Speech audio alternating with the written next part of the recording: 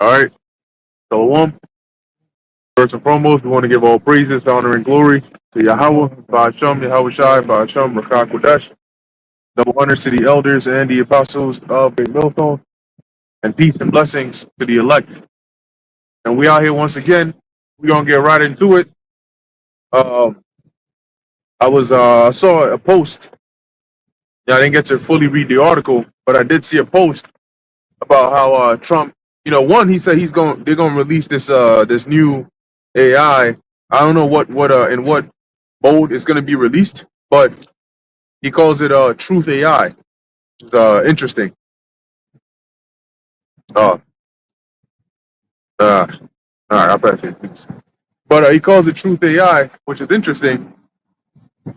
But they also said in 2026 they're gonna make their focus about I hold this water.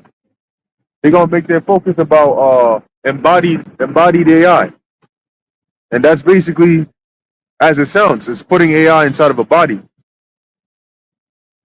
putting it inside of a body, right? So basically, you have if you've ever seen a movie, I think it's called Subservience, where you got what they call Sims, and they're basically bodies that look like human bodies, and they have the brain of artificial intelligence, because that's been one of the problems, right, or hurdles when it comes to the intelligence, right? Because that's what it is. It's intelligence, right? And it they can advance that, right? They can advance. That's why they call them reasoning models. They can advance those, and they can reason very well. They can give answers. They can try to interpret or understand, humans and behave like it.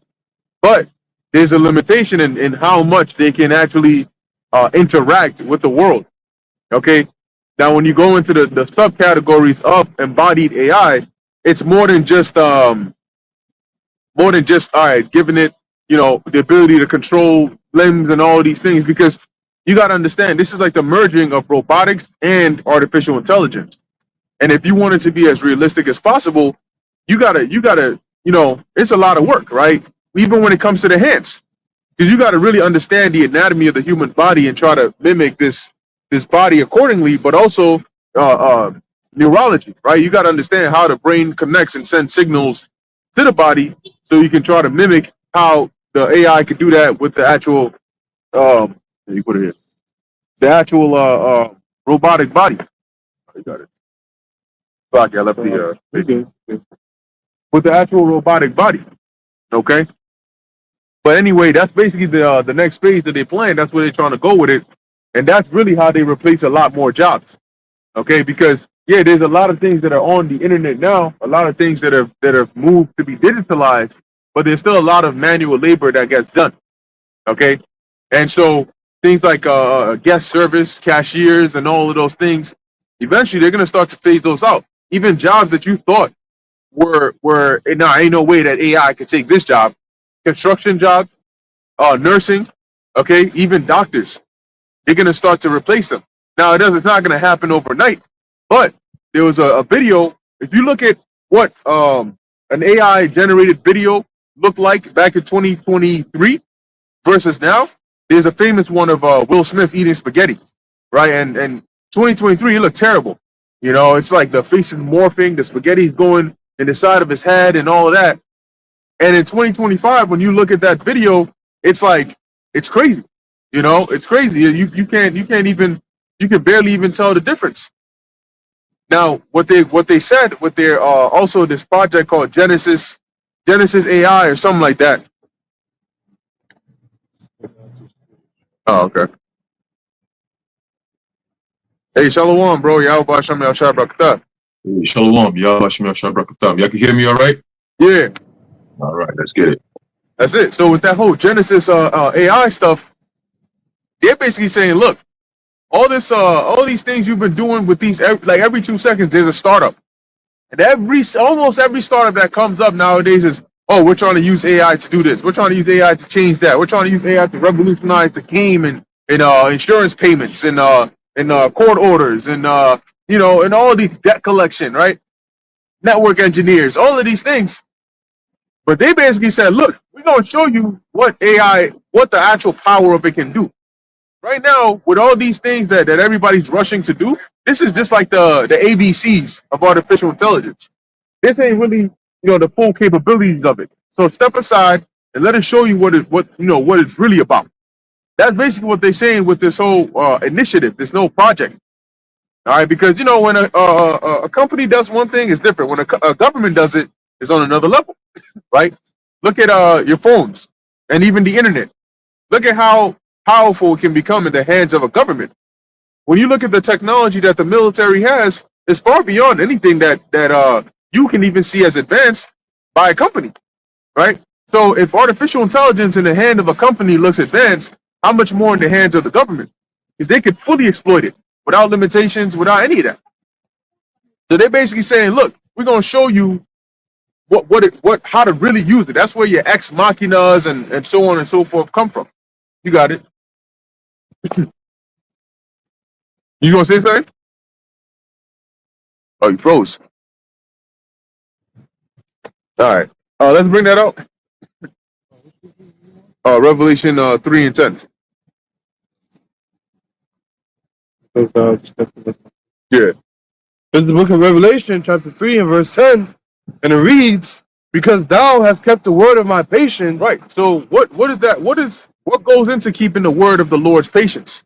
Right. What we're doing out here is a part of it, because it takes it's trying, but you got to be patient. You got to endure, as the scriptures say, endure hardness as a good soldier for Yahweh Ba'asham Yahweh Shai. And he says, because you have kept the word, okay, and when you go into that, it goes into basically guarding, right? And keeping. That's what we're doing.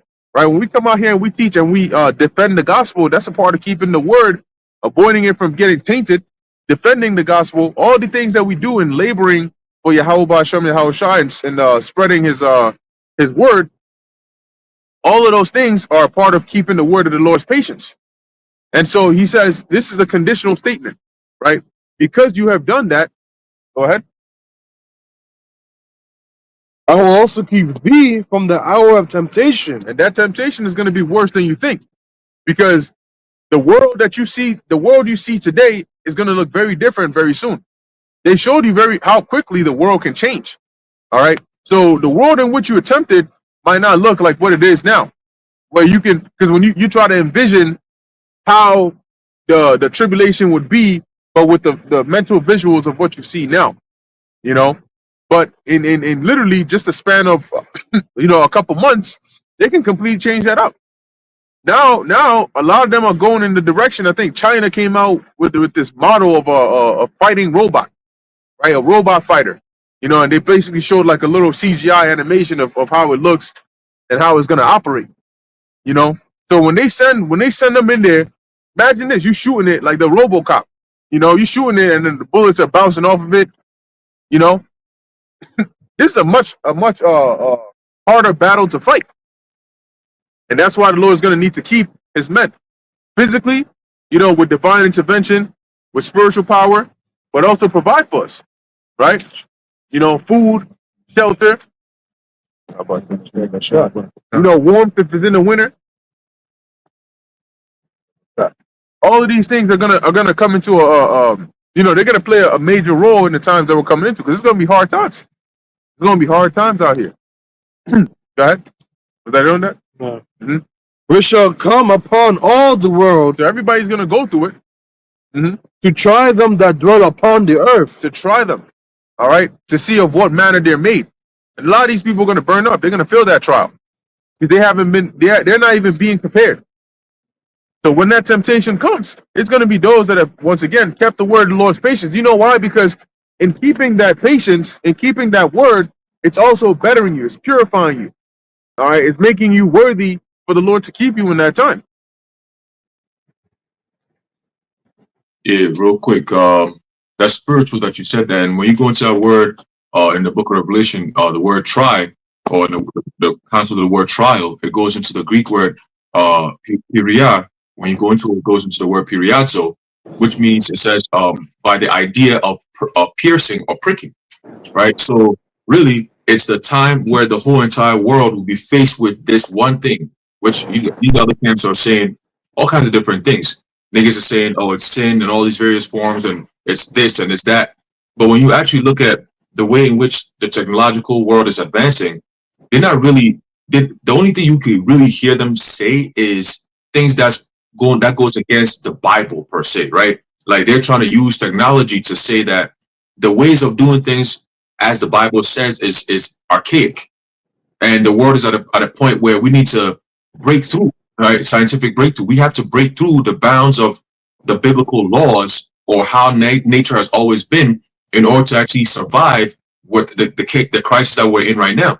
So that's the pitch, right? And within that pitch, when you actually decipher it, it's actually the beginning of the most craziest dystopian, draconian world you ever imagine could ever exist, right? Which is human beings have ended up becoming slaves to a robotic empire that has no mercy on you as long as you're not in the code green, right? You're gonna be persecuted at an all-time high.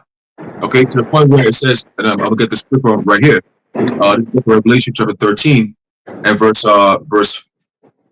15, it says, and he had power to give life unto the image of the beast, right? The concept of the image, right? That the image of the beast should both speak and cause that as many as will not worship the image of the beast should be killed. Okay, so in other words, if you're not complying with this new system, you're going to be X out of the system. Okay, you're not going to have access. It's called access denied. Okay, you're not in compliance, so therefore we don't know you. You're not identifiable.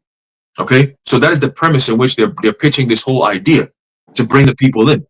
Okay, but ultimately it's also requiring you to worship it, meaning you have to actually give up your sense of sovereignty to this new system of living. Okay, it's not a matter of just compliance. It's a matter of compliance to the point where you give up your own soul. That's the amount of compliance that they're looking for, because this AI gives them the ability to be like the Most High on earth. They become omnipotent, they become omnipresent, right? And so on, omniscient, which is all knowing. That's why they want to push this AI so hard, okay? So that they could become like the Most High on this earth, but it's not possible, okay? And ultimately, the test is going to come, the trial is going to come in, right? Just like it did back in the time of Daniel. And I was actually going through this today. All right, Daniel, the 3rd chapter, start off at verse 4. It says, then an herald cried aloud, to you it is commanded, O people, nations, and languages. So the whole world, right? In this case, the whole world. Back then it was during the time of that empire, but in this case it's talking about who? The whole entire planet. It's a global push, okay? And it says what? Verse 5, it says that at what time ye hear the sound of the cornet, flute, harp, sackbut, psaltery, dulcimer, and all kinds of music, ye fall down and worship the golden image that Nebuchadnezzar the king has set up. So in this case, it's going to be an event that's going to happen, that's going to cause the whole entire world to be required to do this one thing. Right? It's not going to be no deviation. It's not going to be, oh, I'm in China, so I'm going to do it different from how Russia does it. No, it's going to be just one set thing. You want to buy and sell, you have to comply, and this is the only way you can comply. You can't come in with an ID and say, oh, I have my visa with me. No, it doesn't work anymore. The system doesn't read that kind of shit no more. Okay, it's only designed to read the RFID chip. That's it. Okay, so it says here, verse 6, and whoso falleth not down and worshipeth shall the same hour be cast into the midst of the burning fiery furnace. Okay, so that's equivalent to what's written in Revelation 13 and 15, where it says what? That those that don't worship the image should be killed. Okay, so you're not bowing down, you're not complying. The Old Testament says that a similar thing happened before, where people are required to do one thing, basically bow their head. New Testament is saying there's going to come another time, right, which the time is fast approaching. That's what we're warning you.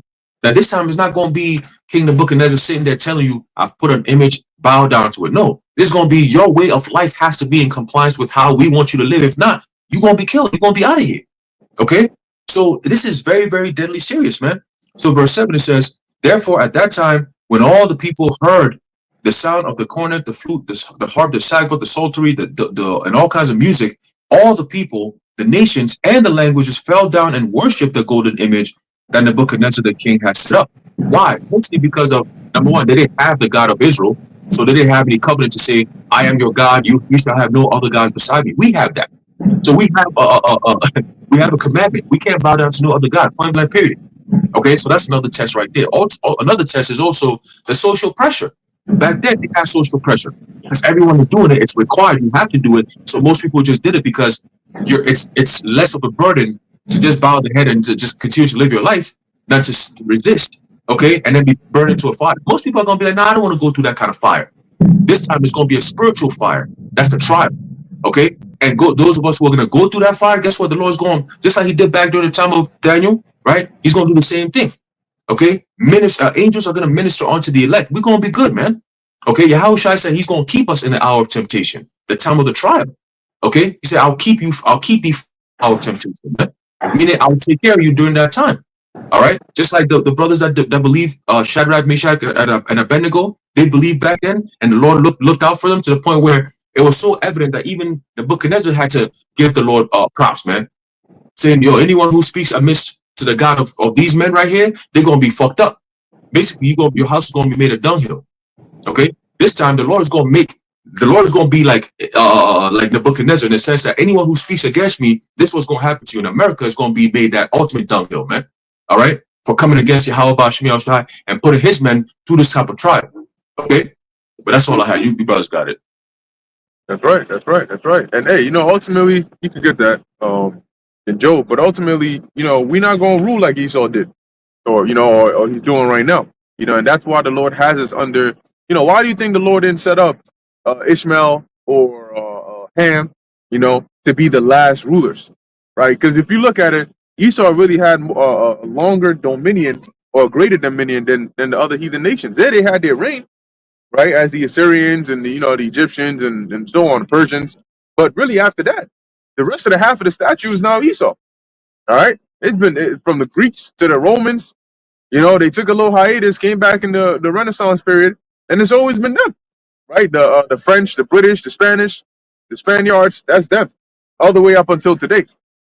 So why didn't the Lord set up? Why didn't He set up the other heathen nations to be over us in these last days?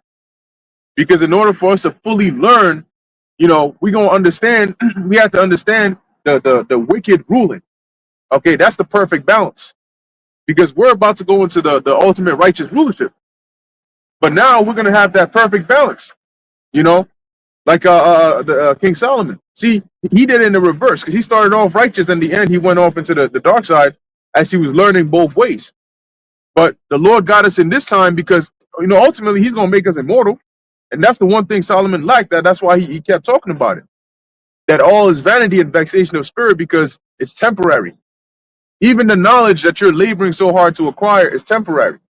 You're going to die, and you see, the only knowledge that really stays with you is the truth. And that stays in your spirit, okay?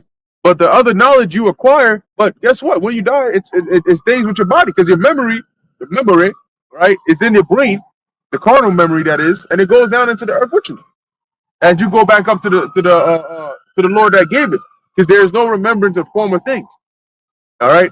So ultimately, when the Lord sets us up, we're gonna know how not to rule by being under this devil's rulership. All right. We're not gonna set up. We're gonna set up a system that can actually be sustainable. It's funny because they call it a sustainable system. They like to always talk about sustainability, but their very existence is anti-sustainability. The way they seek to try and accomplish this is through destruction. Meanwhile, there's other fruitful and productive ways to do it. But this devil, through their Club of Rome and the experiments that they've done, worried about overpopulation. So they gotta start cutting down the population. They tell different governments you gotta increase death rates and decrease birth rates. That's why there are more things that'll kill you in this society than that'll heal you or bring you to life. Even things that are supposed to heal you won't heal you. They'll just keep you alive. But your medications they give you, they don't heal you. They keep you alive. So you can keep on paying and keep on working. That's all it is. They don't want a community of healthy people. That's the problem. Because now you lose that dependency. No. They need you to be weak financially. They need you to be weak mentally. They need you to be weak physically, spiritually, in all forms of ways, so that you can submit to them, so they can be your lifeline. And that dependency is what they've basically created into the minds of all these people. That's why when they come with that ultimate device A lot of people are going to take it. That temptation is going to be very hard for a lot of people. But for the Lord's elect, it's going to be unthinkable. You know, because the Most High is going to put that spirit on his elect to say, look, man, you think we done labored all this while just to get to the finish line and to turn around for a cup of water? Nigga, I'm 2 steps away from crossing the finish line. And now I'm supposed to turn around and drink your filthy ass water? I don't even know what's in the cup. Oh, you must be thirsty now. Look, if I was going to drink it, I should drink it halfway. If I was going to drink, I should drink it a quarter into the marathon. Not now that I'm 2 steps away. Get that shit out of here. You know? But they're going to get a lot of people that way. You know, we gonna be like the deaf adder that stopped his ear from Esau's enticing words. You know, through the spirit of Yahweh Ba'ashem outside, that is. And that's what goes into Revelation 3 about the Lord keeping his elect in the hour of temptation. Because look, the elect ain't, you're not going to need to be tempted if the Lord gives you spiritual power. What are you really tempted to do if you know that if you wanted to, you could pick up that leaf, throw it in the air, and it turns into a platter, you know, with the best food you've ever eaten? What temptation is there? It's not famine. You know, you're not afraid of what Esau could do to you. So it's just a matter of, well, we really just gotta wait. You know, we're not afraid of surviving because the Lord already showed us that He's with us. You know. So where we at on that? Oh yeah, go ahead. Yeah, I was gonna say something.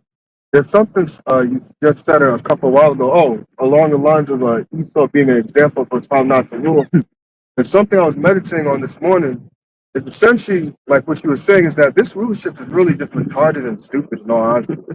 Because when you think about it, it doesn't make any sense. Because think about it, right? Everybody's desire, right, as humans, right, what the Most High put in us is to want things. You want a home, you want a woman, you want, a dog or whatever, and things like that. You want riches. Well, you can have those things, but if you go against the ways of the Heavenly Father, well, like how Esau has set up the society, well, now you got to worry about certain things. Let's say you want things, right? But you don't want to work for it, right? You don't want to be hardworking. Well, now you're going to steal from people. Great. Now you just created a community of thieves because now you got to watch your back. Great job, dumbass. Look what you just did now. Then let's say you want adultery. Oh, I don't want to work and get my own woman. I want to steal somebody else. Oh, great, dumbass. Look what you just did. Now you created a dude that wants to murder your ass now. When you have a society like this, you always have to watch your back. You always have to look behind you and see, yo, is somebody coming after me? Do I have to worry about this? In the society in the kingdom, we're not going to have to worry about watching your back, this and things like that. You're not going to have to worry about that. You're not going to have to second guess, is what I'm picking up. Is there anything in there that's, maybe poison? Is this actually natural? We live in a world where you have to actually, there's a concept of organic. There shouldn't be organic and non-organic. Everything that comes from earth is. It's just coming from the earth. It's natural. But in this world, there's unnatural things. Like, how do we live in a world where things are unnatural? That doesn't make any sense. Yeah. You should be able to get things from the earth and just, not want to say just eat it like that, but just get things from earth and be able to bring it into your home and eat it. But here under this man, you have to worry about, is this natural? Is it unnatural? You ever look at tomato and how it looks on the inside if you ever cut it? Cause my mother, for some reason, always likes, I know I'm bringing her up, always getting the GMO tomatoes and things like that. But this shows that really this is a stupid rulership, because it's just like the things that you have to worry about. If you just follow the rules, you don't have to worry about it. It's like a father with his son. If you just do what I say, you can have what the fuck you want. You ain't gonna have no issues. But when you want to do things like they say the hard way, now you're gonna have issues. So I just wanted to say that this is really just observing this rulership really shows you how stupid it is. Because Esau wants to rule. He wants to do things. Let's just imagine the stories a different way. You could have these things if you just do the right thing. Did he not tell you that as you was Cain? If you do well, then essentially, will you not be accepted? Well, same thing. If you just do what you want to do, you could have the love of the people. You could have people liking you. You live in a rulership right now. If you think about it, people don't like you. You over here in the council somewhere in the cut. Are you really enjoying life and things like that? Like, come on now. Like, what are you doing? How is this How are you even really enjoying your rulership and things like that? So it's like, even for Esau, you can have what you want, but you don't want to really do the things according to what the Heavenly Father wants. So you have these things. You can have the rulership over people. You can have the love of the people. You can have the riches. all the right way, but you don't want to do it. Since your inception of coming here to America, what have you done? You raped, robbed, and murdered people. Now you gotta look over your back now, and you gotta look over your back from the main person, which is the Heavenly Father and Son. Now you gotta worry about his prophets as well. So you just have to always constantly watch behind your back. And this ruler, I'm sorry for being long-winded, but this rulership just shows you it's just really retarded. It doesn't make any sense. Why are you doing things like this? You're just causing problems for yourself. You go out there and you just a simple, easy concept of taking things. Now you just develop your mind like, oh, I got away with it once, get away with it again. You keep getting away with it, but then eventually you're not going to get away with it. You're going to run to that wrong person who is really the right person to set your ass straight. It just certain things I just meditate on this morning. It just doesn't make any sense. You're really fucking retarded. I apologize for my language. You just don't make any sense. You can literally have everything you want, but you're just stupid because you won't follow what the fuck you're supposed to do. And then you're gonna look in the kingdom like a damn dumbass, like, oh, I can't believe this happened. Like, you didn't follow the manual, you didn't follow the rule book. There's rules to everything. You don't just do what you want. Hey, but I always say that's exactly how he's supposed to do it. Yeah, You know? I mean, Well, you know what? The feeling that incited in you is what is the reason the Lord made him that way. Because now Esau is really the best explanation for why you shouldn't go off. Because now you don't gotta go off to learn that. You can just look at what he's doing and be like, yo, what the fuck? See, I would never do some shit like that. Without even being put in that position, I would never do some shit like that because I see what it does. Like Shalamon's saying, right? It doesn't make sense. So why do I even need to venture in there? Why would I create a society? I got you, bro. Why would I create a society where, like you said, I got murderers and thieves and so on and so forth? It's like when this guy, Scar, basically took over. You know, this nigga was laying in a cave somewhere, picking his teeth with bones, and everybody else is starving. Pride Rock is dead, and he's just laying there chilling. Like, all right, well, and they coming up to him like, yo, bro, like everything is dead. Like, we gonna need to move. He just there like, I mean, I guess, gotta do that. I got it finally. I got what I wanted. Right. So fuck all y'all. Everybody's starving and shit. Got it, bro. I had a precept tying in with what you said. John 8:44. Ye are of your father the devil, and the lusts of your father ye will do. He was a murderer from the beginning, and abode not in the truth, because there is no truth in him. When he speaketh a lie, he speaketh of his own, for he is a liar and the father of it. So just tying it in, that's the nature of Esau Edom. But us being men that have the mindset of Yahweh Hashem Yahushai, we can't fathom how you can live and be on this earth and have that mindset. Even though we can, because we know you're the wicked, but just us having the right mindset, looking at how you do things, it's just a polar opposite of how we would do it. How the Lord Yahweh Hashem Yahushua put the spirit on us to desire to do it. So when these Edomite Christian nationalists get mad and say, "Oh, this our country is being overrun by thieves and murderers," you are the original thief and murderer. You shouldn't be surprised that everything is a bunch of thieves and murderers around. You Edomites that have established this country on rape, robbery, and murder. Why are you surprised that is the fruits of it? So you want all of the credit, but none of the responsibility. You want to be over and say, yeah, we're the top dog, right, might makes right. Well, that's just, every society has enslaved somebody. We just happen to be the victors on this side of it. Okay, stay with your pride. Okay, but now the fruits of it, which is that there's thieves, there's murderers, your own sons and daughters are murdering you. Okay, your own people are murdering you. Okay.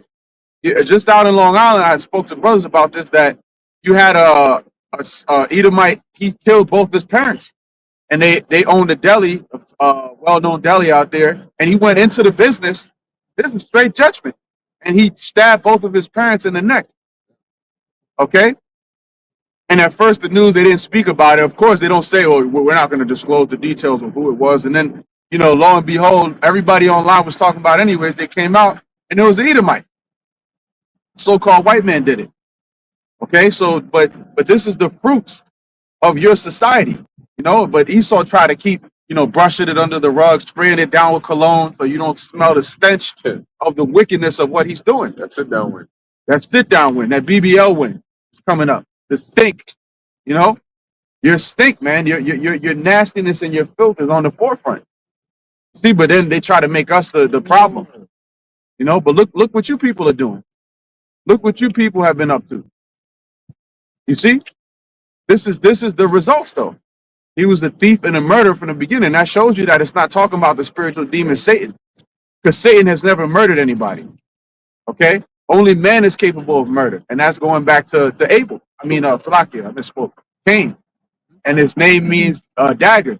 So the fact that you have all this bloodshed and all this death and corrosion in your kingdom is a sign of the manner of man that you are. As the people, as the king is, so will be his subjects. You see? So the fact that all this is going on and then they still want to point the finger at us, you're the one who's ruling. If you're so high and mighty and powerful, why is all these things happening in your kingdom? Why is it not a utopia? All the things they have, right? The technology are be more advanced than ever, but there's more death and destruction than ever. You see? So it's all hypocrisy, man. But when Yahweh Shai comes, that's when the real righteous kingdom will be established. And righteousness, true righteousness leads to peace. Wickedness is very timorous, meaning when you do wicked things, you have a guilty conscience. You constantly looking over your shoulder, waiting for judgment, and that's basically the situation they're in. But look at us, yeah, we suffering because we're in this place, but we have peace because of Yahweh Ba'Shem outside. The Spirit He gave us is He's the Prince of Peace. We have peace, man. You don't see us bugging out. We're rejoicing. We're joyful. See, because the Spirit gives us peace, man.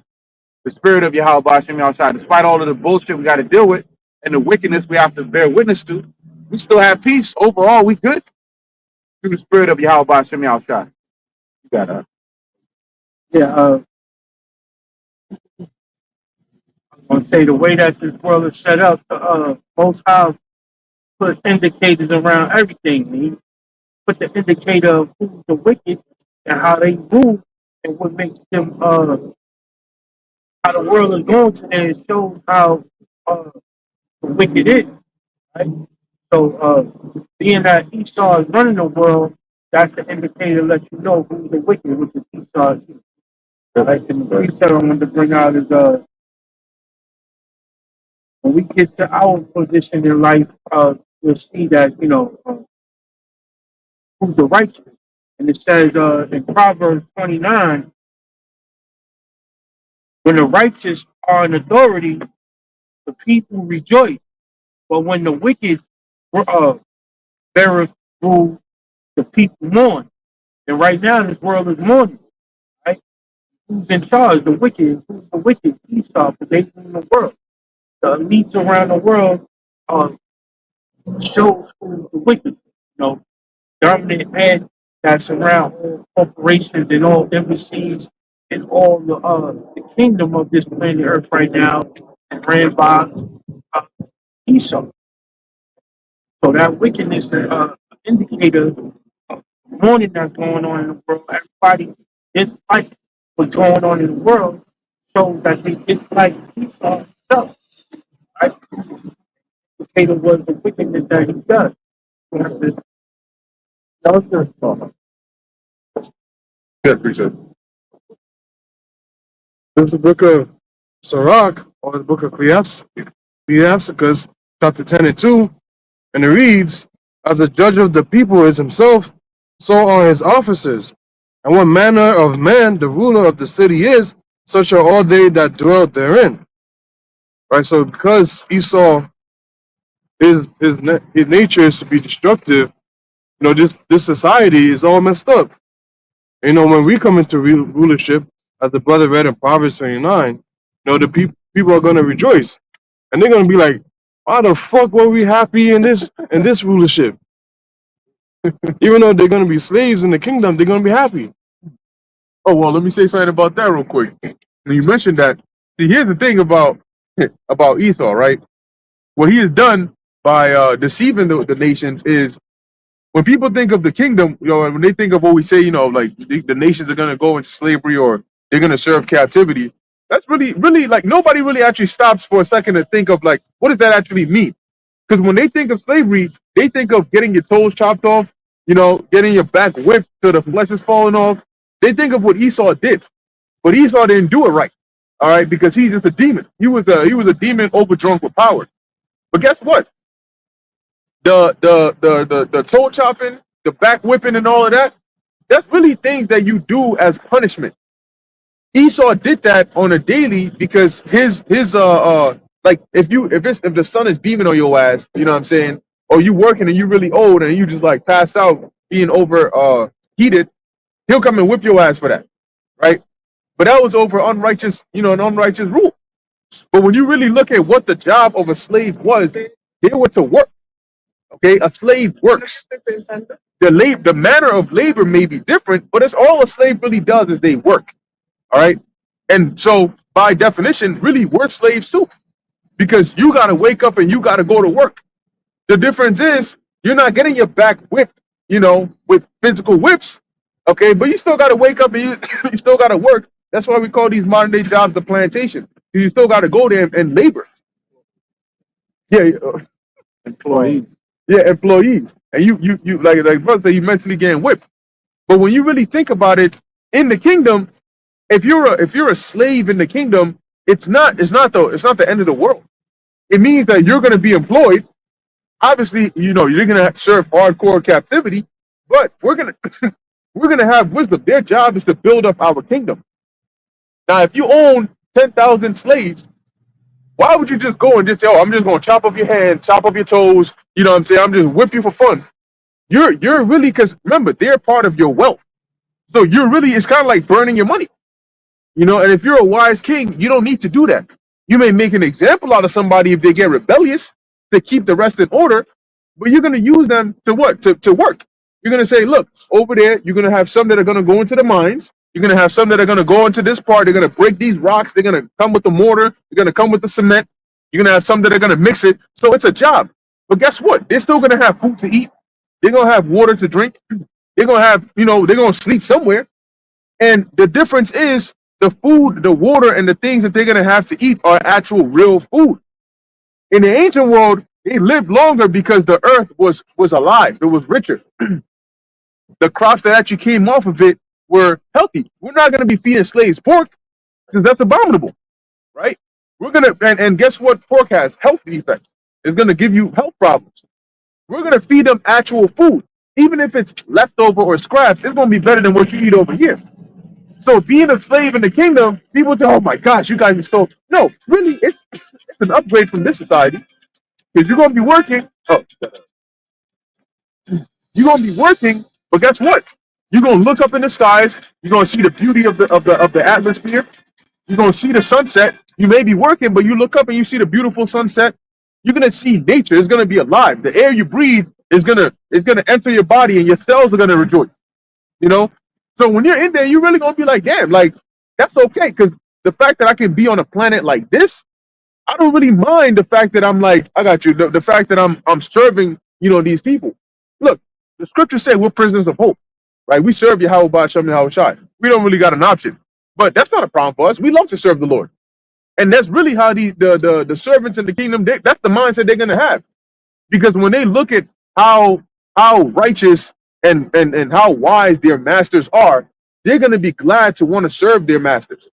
They're gonna be like, man, yo, I'm glad that I could serve you, because when I used to serve this devil, man, shit, I had a suit and tie on, but this nigga was a straight demon.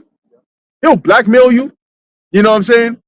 Have you in compromising positions, tell you that if you wanna get a job over here, if you wanna be a slave for me, you gotta bend over. What the fuck? You know? So they're gonna see the comparison. They're gonna say, yeah, you know what? Yeah, I'm a slave in this kingdom, but for me it feels like heaven. You know, because I'm like, I could see the glorious kingdom. Just to even see the gods is a beautiful thing enough for me. So you gotta really be practical about it. You can't just, oh, he said the word slave, so that's the end of the world. No. And then after 1,000 years, they're gonna, you know, get right back to a normal life. They ain't as trippy. Because guess what? Even when we were slaves in Egypt, we had families, we had children, we had quarters where we would go and dwell. We were alive. Yeah, they whipped our asses, but guess what? We were still alive. We still ate, we still drank. But imagine doing that on an earth that's revitalized, is rejuvenated, is actually good, and is ruled righteously. They're bound There are bounds that we have. Certain things we can't do to you. If you were to hang somebody, you're not gonna leave the body over there, continuously. There are certain laws that we gotta follow, even if it's in managing the heathen. So they're gonna look at that and they're gonna say, "Yo, you know what? These masters right here, man, shit, you can whip my back all day." Yeah, we're gonna put a foot in your ass sideways and you're gonna thank us for it. Yeah, that's it. That's gonna be doing you a favor. Setting you right. That rod of iron, man. And that's right, because you know what? Through that period, if you were good, if you were obedient, you're gonna be all right. And like the brother said, when we punish you, it's gonna be because you're going off, because you're being disobedient. But that's gonna teach you obedience. And after that 1,000 years, you're gonna know exactly how to live. Then that's it. Now, yeah, you're gonna have people. You're not perfect.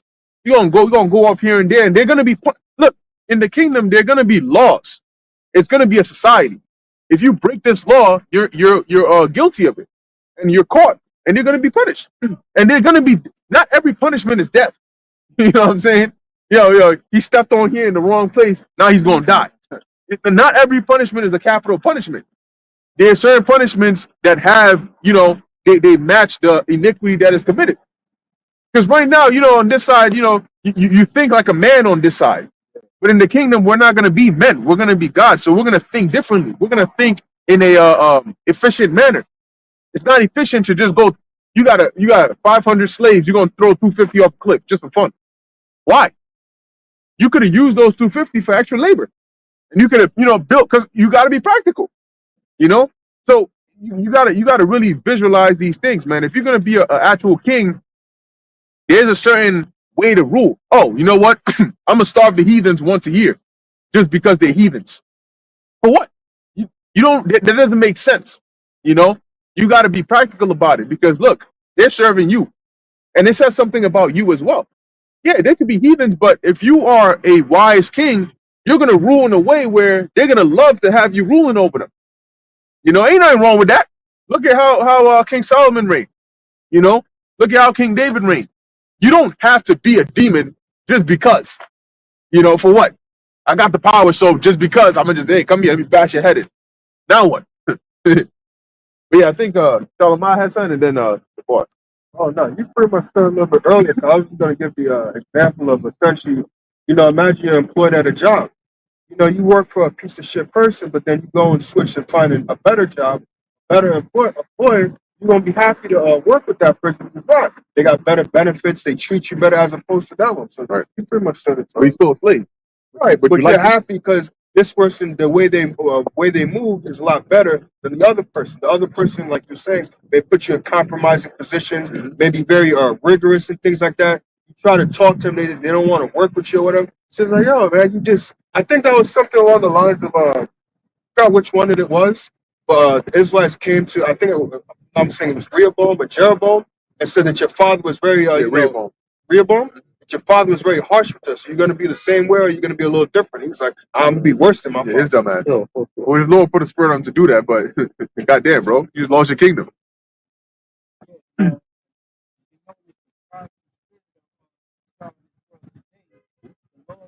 Perfect judgment for them to fight them out during the time after 1,000 years. They won't even get to experience that like how the heathens will, because they will have to deal with how wicked they was on this earth in this day and time. That after 1,000 years in the kingdom, they're going to be completely put away with. They're not even going to experience how they were being wicked. They're going to get some of it of the punishment, but ultimately they're not going to be able to live out eternity with having a just rule king over them. They will be punished with being completely extinct. So what we going to deal with righteous judge and righteous rulership, but they won't have the ability to experience being enslaved in a way where they're getting enslaved in the righteous way. So Well, even for the first 1,000 years, yeah, they for will. the first I time, get what you're saying. After the 1,000 years, they ain't gonna experience that. as they walk by and as they live their life in this rulership, that prideful spirit is going to be put to death, put to a cease, because the Lord got a big surprise for them. They may know that they're going to be done away with, completely in a certain time. That's why they live in their life now, you know. But these other nations, they're going to experience uh, enslavement, but in a righteous way. So, like I said, like the brothers was bringing up, man, these things that we got in store for them is slavery. But like you said, with the wisdom of Solomon, is going to be just to the point where they could deal with it. Like, yeah, you can put my eyes. The Lord put it in them to not go off as much as this world has them going off now anyway. You know?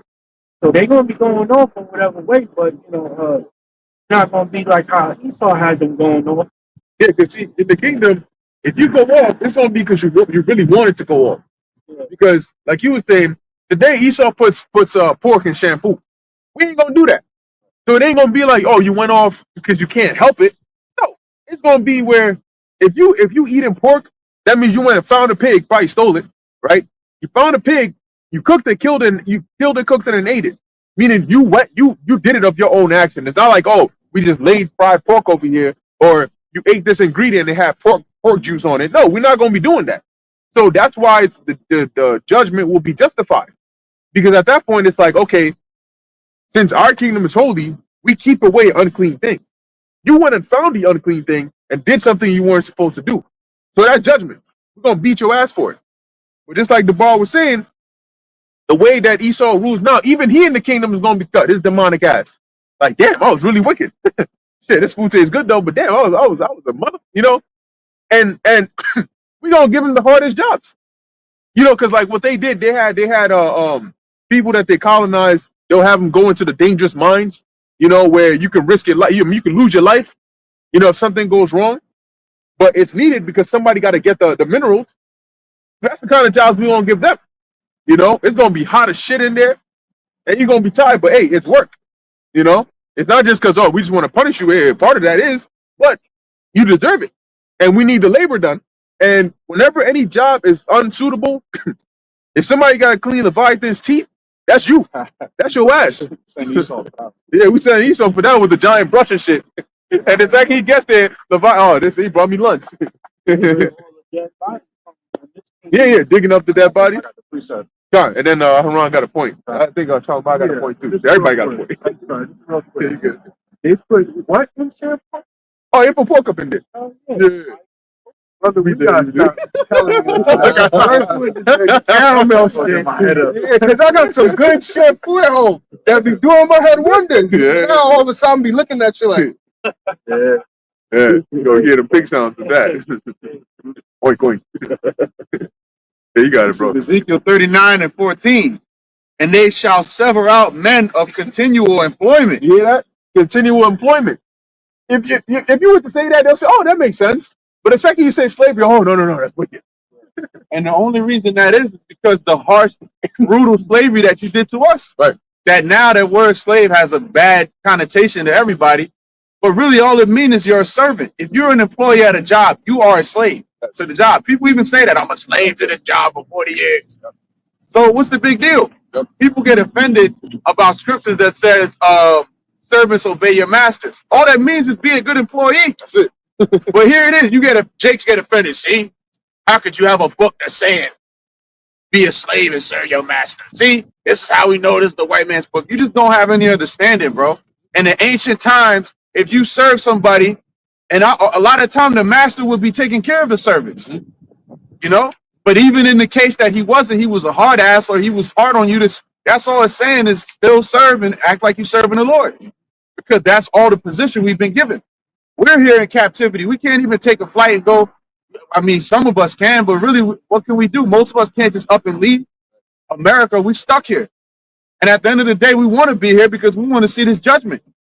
We want the greatest deliverance going to be from here, so we got to go through it. You know? But people get offended. Oh, slave, yo. Jakes get offended. But you don't have no understanding of how it was in the ancient world, man. And then you want to apply your weak understanding of the only thing Jake knows is the last few hundred years of history. You don't even know the history of what was going on back then. Go into the history of what was going on in those times, and you'll understand that it's not what you're thinking of. The hardcore slavery that we experienced, that was something that had never been done before. taking people on boats and shipping them to a whole nother continent and shipping them across the world, transatlantic slave trade, that was some over next level wickedness, man. See, but I got the rest of it. Ezekiel 39:14, and they shall sever out men of continual employment. And that's us. We're the ones who are going to sever them out. We're going to group them up. We're going to say, all right, these people, they're going to do that. You're going to do this. You're going to do that. You're going to work. All right? You got it? Passing through the land to bury. Yeah. So you're going to go through that land. You're going to dig up the dead bodies and you're going to bury them. That means you're going to dig with the shovels, open, dig up them pits, right? The 6 feet. And then you're going to put the bodies in there and cover it up. With the passengers. Wait, that's all right. That's why we're going to throw them in Antarctica. Right. Because the cold ain't going to bother them. I love that, right? Shit. You built for it. Love running out here in a skimpy pair of shorts, man. That's it. In the brick ass cold, man. You must be out your mind. It says, bury with the passengers those that remain upon the face of the earth to cleanse it. Mm-hmm. After the end of 7 months shall they search. Mm-hmm. And we're going to give you a duration, you know, where you got to go and make sure you get everything off of there. Now, we could do it with spiritual power, but why would we do that? Just like Esau could end, quote unquote, world hunger, but why would he do that? He got the money for it. He got the technology for it, but why would he do that? I was just thinking that. It's the spirit you said that, because it's like we could use the spiritual power to do it, but what's the fun in that? Yeah. Y'all got to be humble. All right. Well, master, you have a chariot. You can just do this job in a millisecond. Like, did y'all do that for us? When we were on the bottom, you could have made our lives easier too. But did you do that? No. Hey, the Lord set it up for us to be humble. So now it's set up for you to be humble. Deal with it.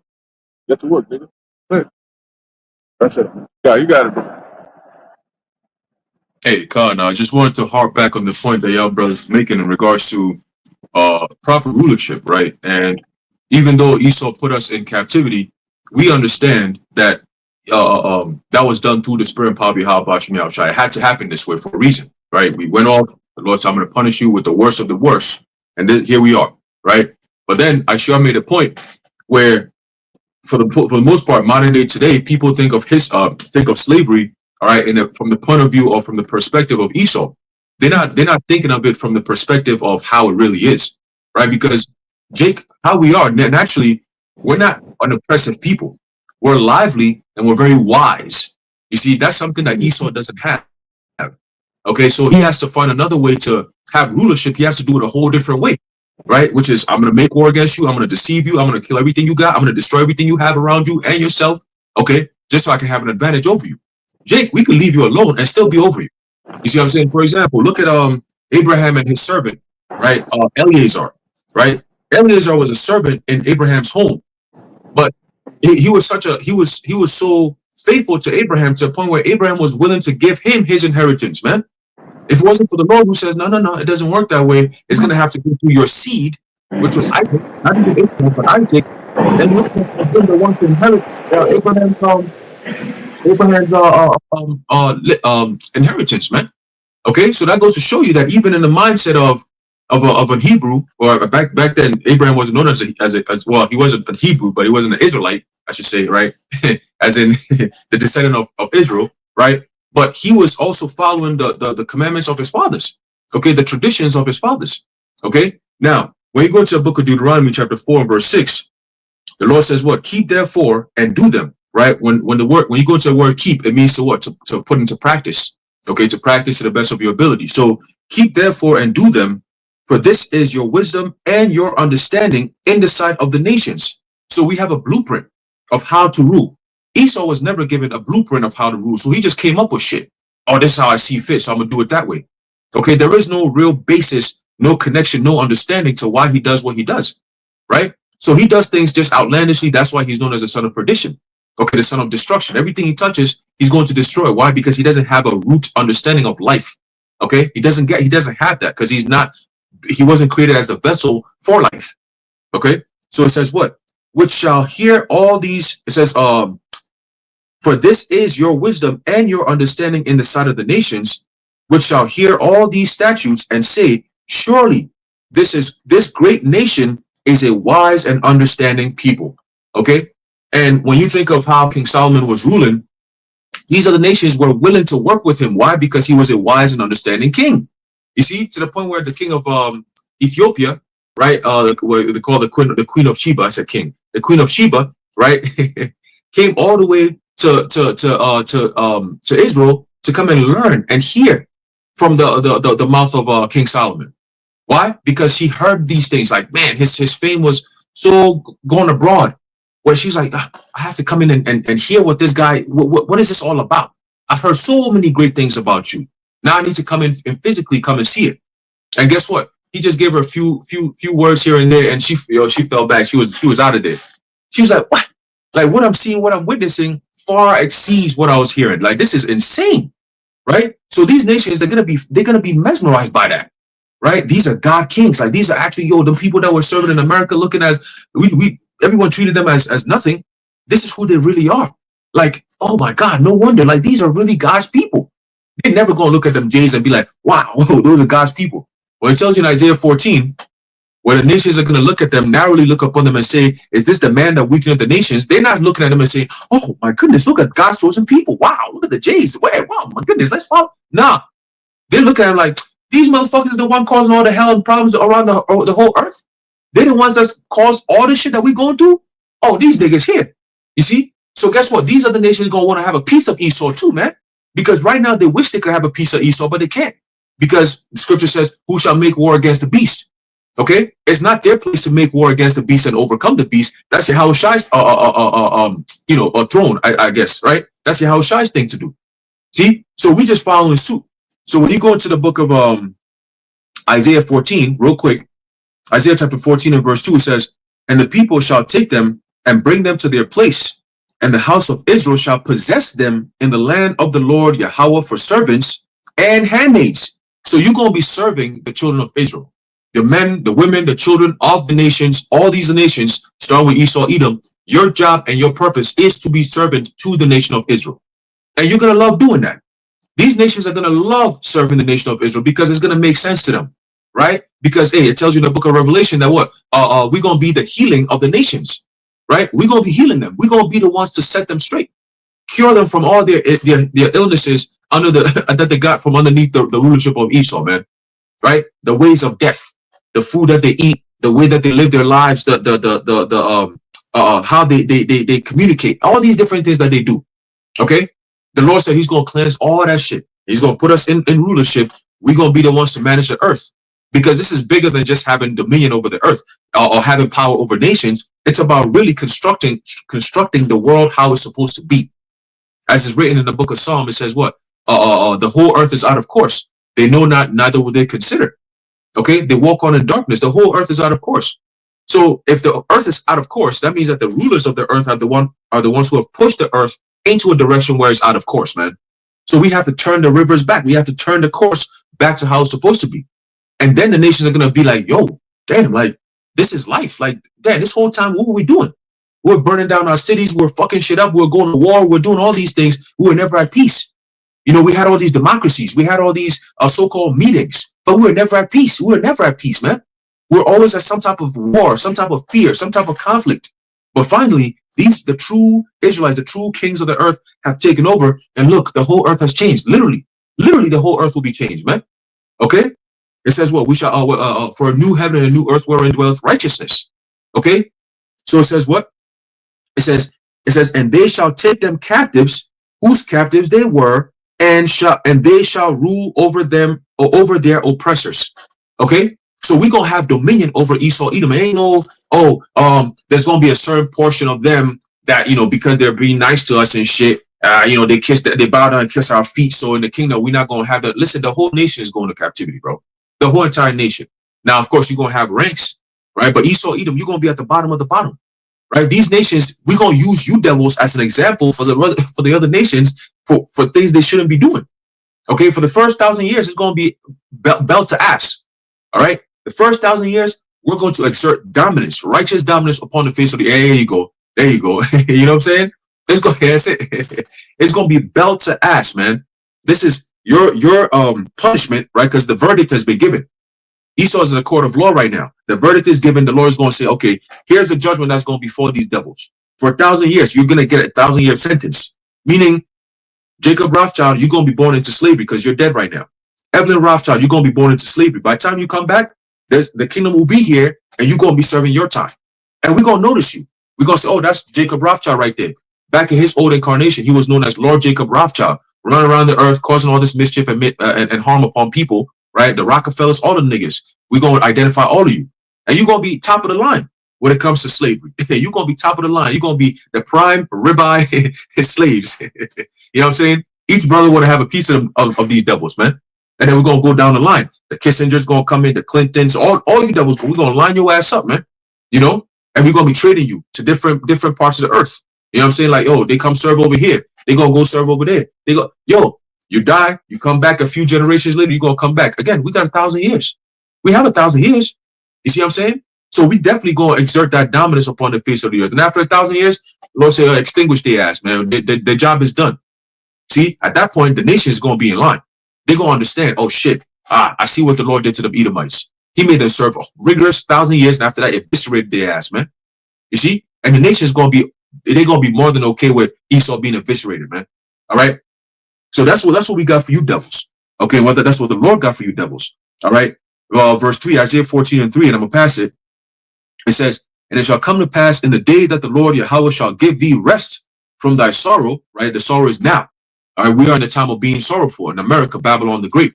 Okay, we ain't come here, popping champagne and having a good old time. We came here on cargo slave ships, all right, chains around our wrists, around our ankles, around our necks, all right, chain next to the next brother, the next sister, and so on and so forth. That's how we came over here to America, man. Okay?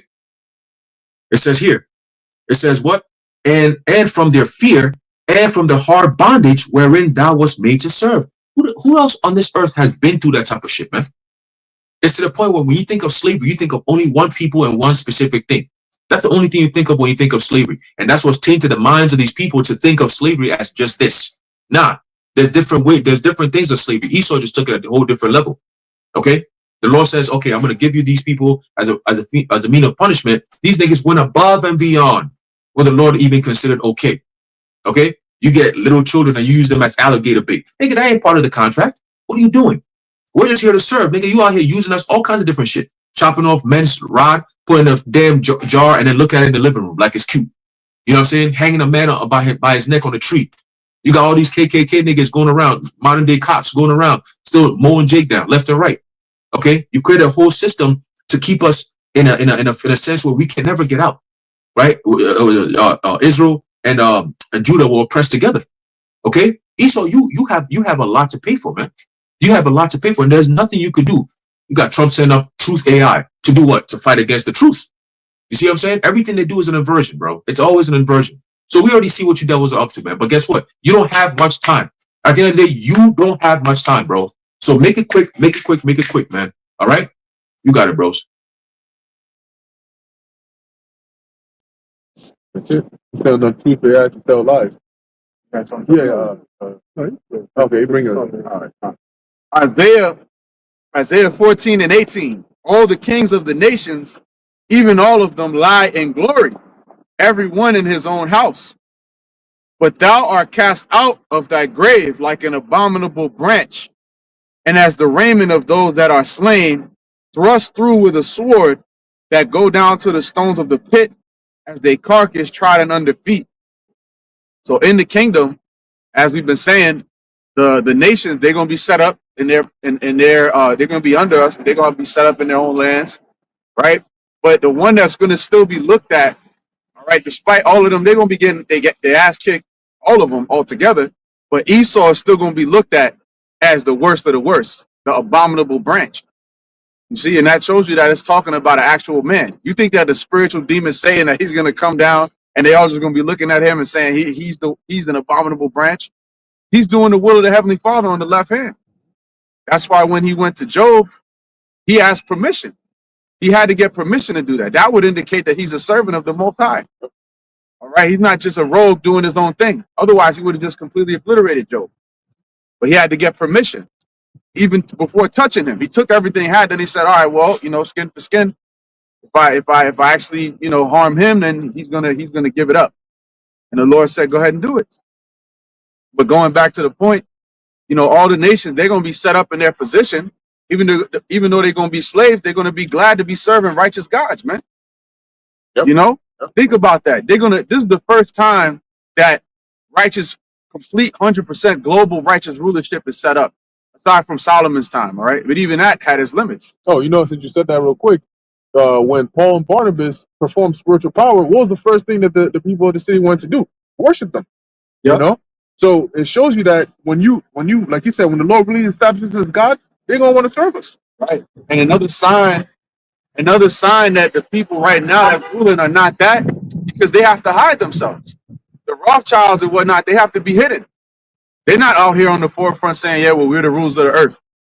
Why? Because they're ashamed. Okay, that's a sign of being ashamed. That's an embarrassment that you rule the world, but you can't even come out and say that I'm the one that's ruling it. But when we in the power seat, we ain't gonna be hiding nothing. You're gonna see Howard Shai, you're gonna see the elect, you're gonna know these are the ones that rule over us. At least there's gonna be a sense of dignity with it. Yeah, we're serving them, but they presented themselves before us. They're showing who we are. They're showing us who they are. It's all a clear setup. As opposed to with this, the devil right now, Esau Edom, the elites, it's always some conniving trickery, man. It's always some deception, always in the shadows, always trying to get the one up by deception. You got to infiltrate your country with money. They're going to lend you a loan that you can never pay off through the IMF, all right, and jack you up. But with us, it's going to be straight up. This is what it is, laying it out, and you're going to serve us. And you're going to see us, man. See, but Esau, he's the opposite.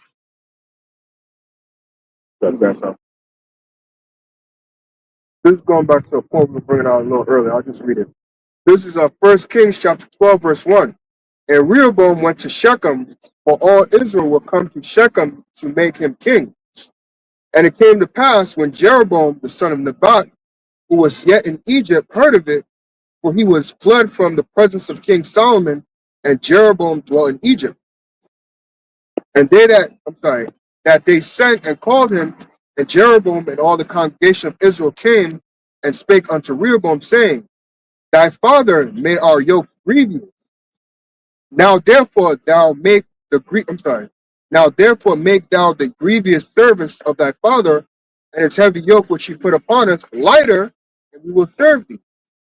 And he said unto them, Depart ye for 3 days, then come again to me. And the people departed.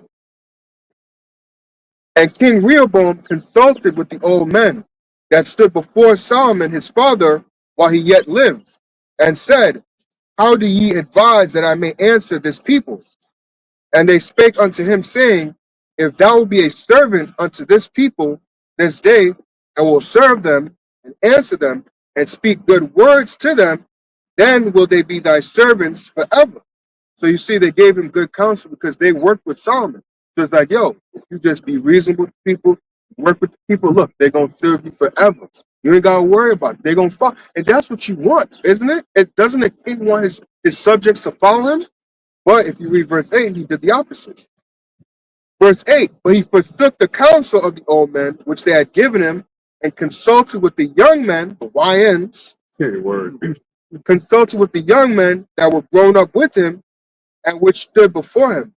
And he said unto them, What counsel give ye that we may answer this people who have spoken to me, saying, Make the yoke which thy father did put upon us lighter? And the young men that were grown up with him spake unto him, saying, Thus shalt thou speak unto this people that spake unto thee, saying, Thy father make our yoke heavy, but make thou it lighter unto us. Thus shalt thou say unto them, My little finger shall be thicker than my father's ones. That's wicked as hell. Basically saying that, yo, I'm going to be worse than my father. But the counsel, just going back, that the counsel that the old men gave that were with Solomon, they gave him the counsel that, look, if you be reasonable, work with the people, they're going to be your servants forever. And that's, like I was saying, essentially what he wants. The same thing like I was saying earlier with Esau. Like, I understand that, the stories went from to do what he's supposed to do, but you do want people to work with you, to serve, right? If you be reasonable, work with the people. Right? I mean, think about it now. You already got some of our people that love you. Imagine if you were just reasonable. How much more love you would get from our people. But now you want to do shit the wicked way. So now you're going to have to get the judgment. Now there's a microphone, sorry. With a magnifying glass on you now. that's scoping out and looking at everything that you do. Because everything that you do is unreasonable. You don't work with people. You just do the opposite.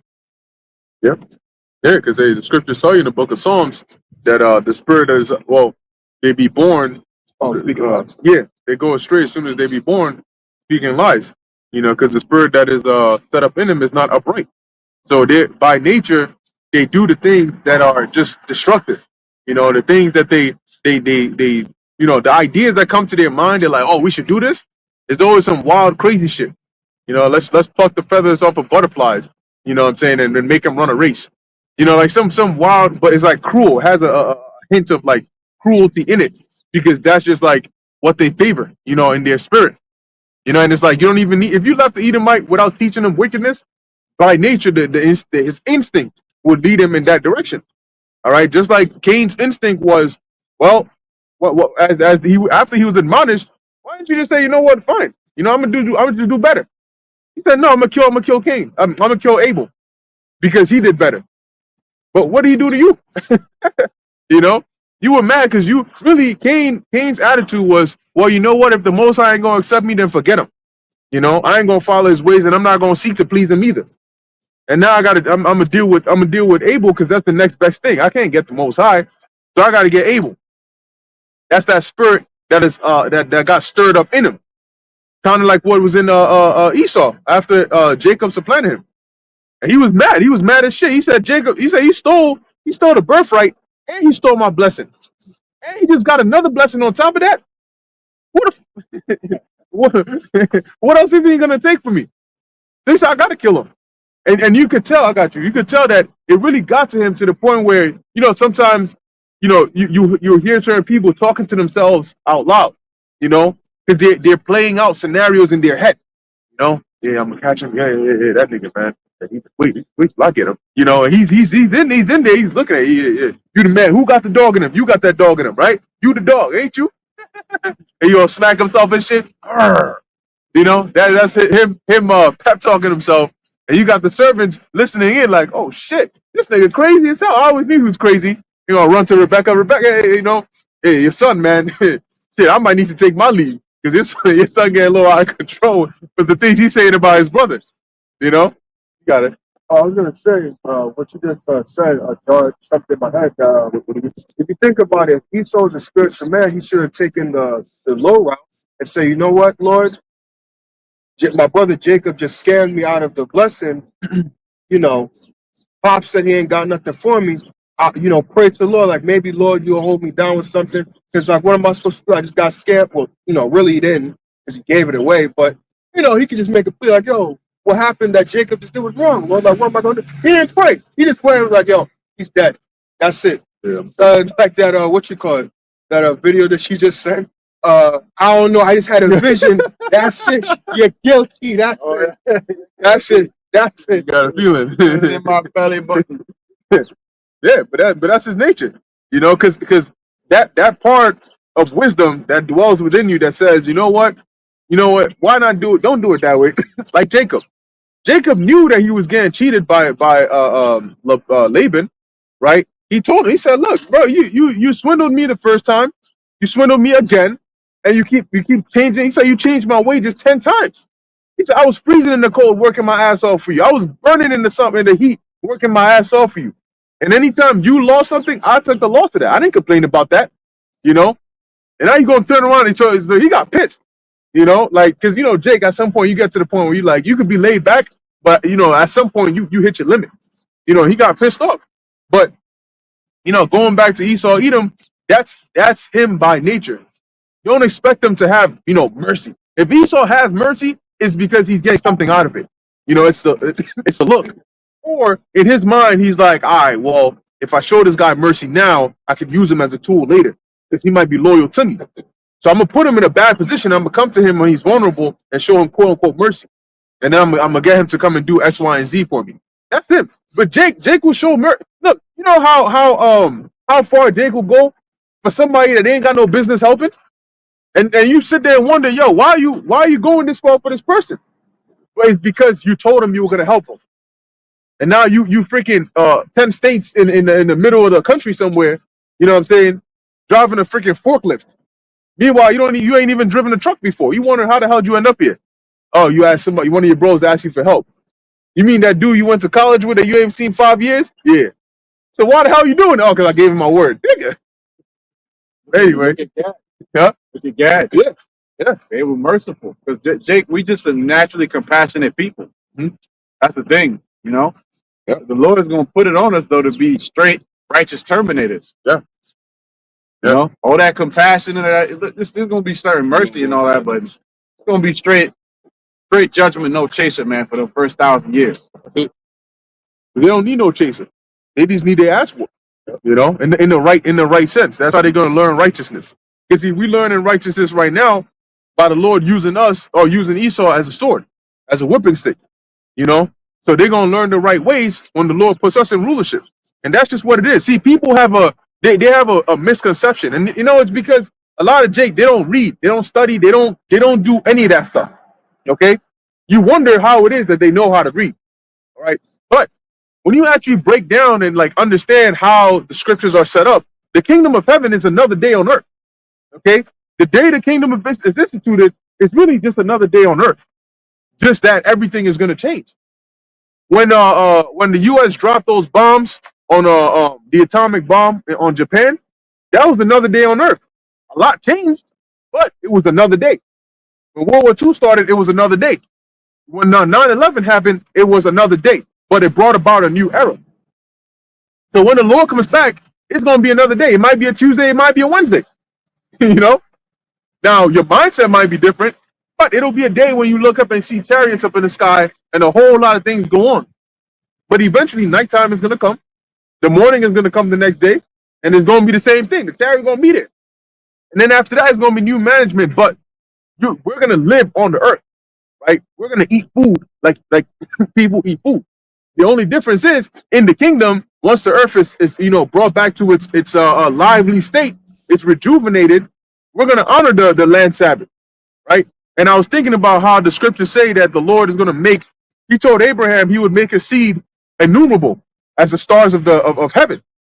And when you think about it, it makes sense because if we're going to be immortal and if we're going to be innumerable, if you're immortal and you never die, but say even if there's 2 billion of you, that's numerable. You can count that, given enough time. But an innumerable means that you'd have to basically be infinite. We'd have to just keep on populating and populating and populating and populating over and just filling up everything to the point where 1,000,000 years from now, the galaxies and the stars are just going to be filled with Israelites everywhere. You know, because we just gonna be living.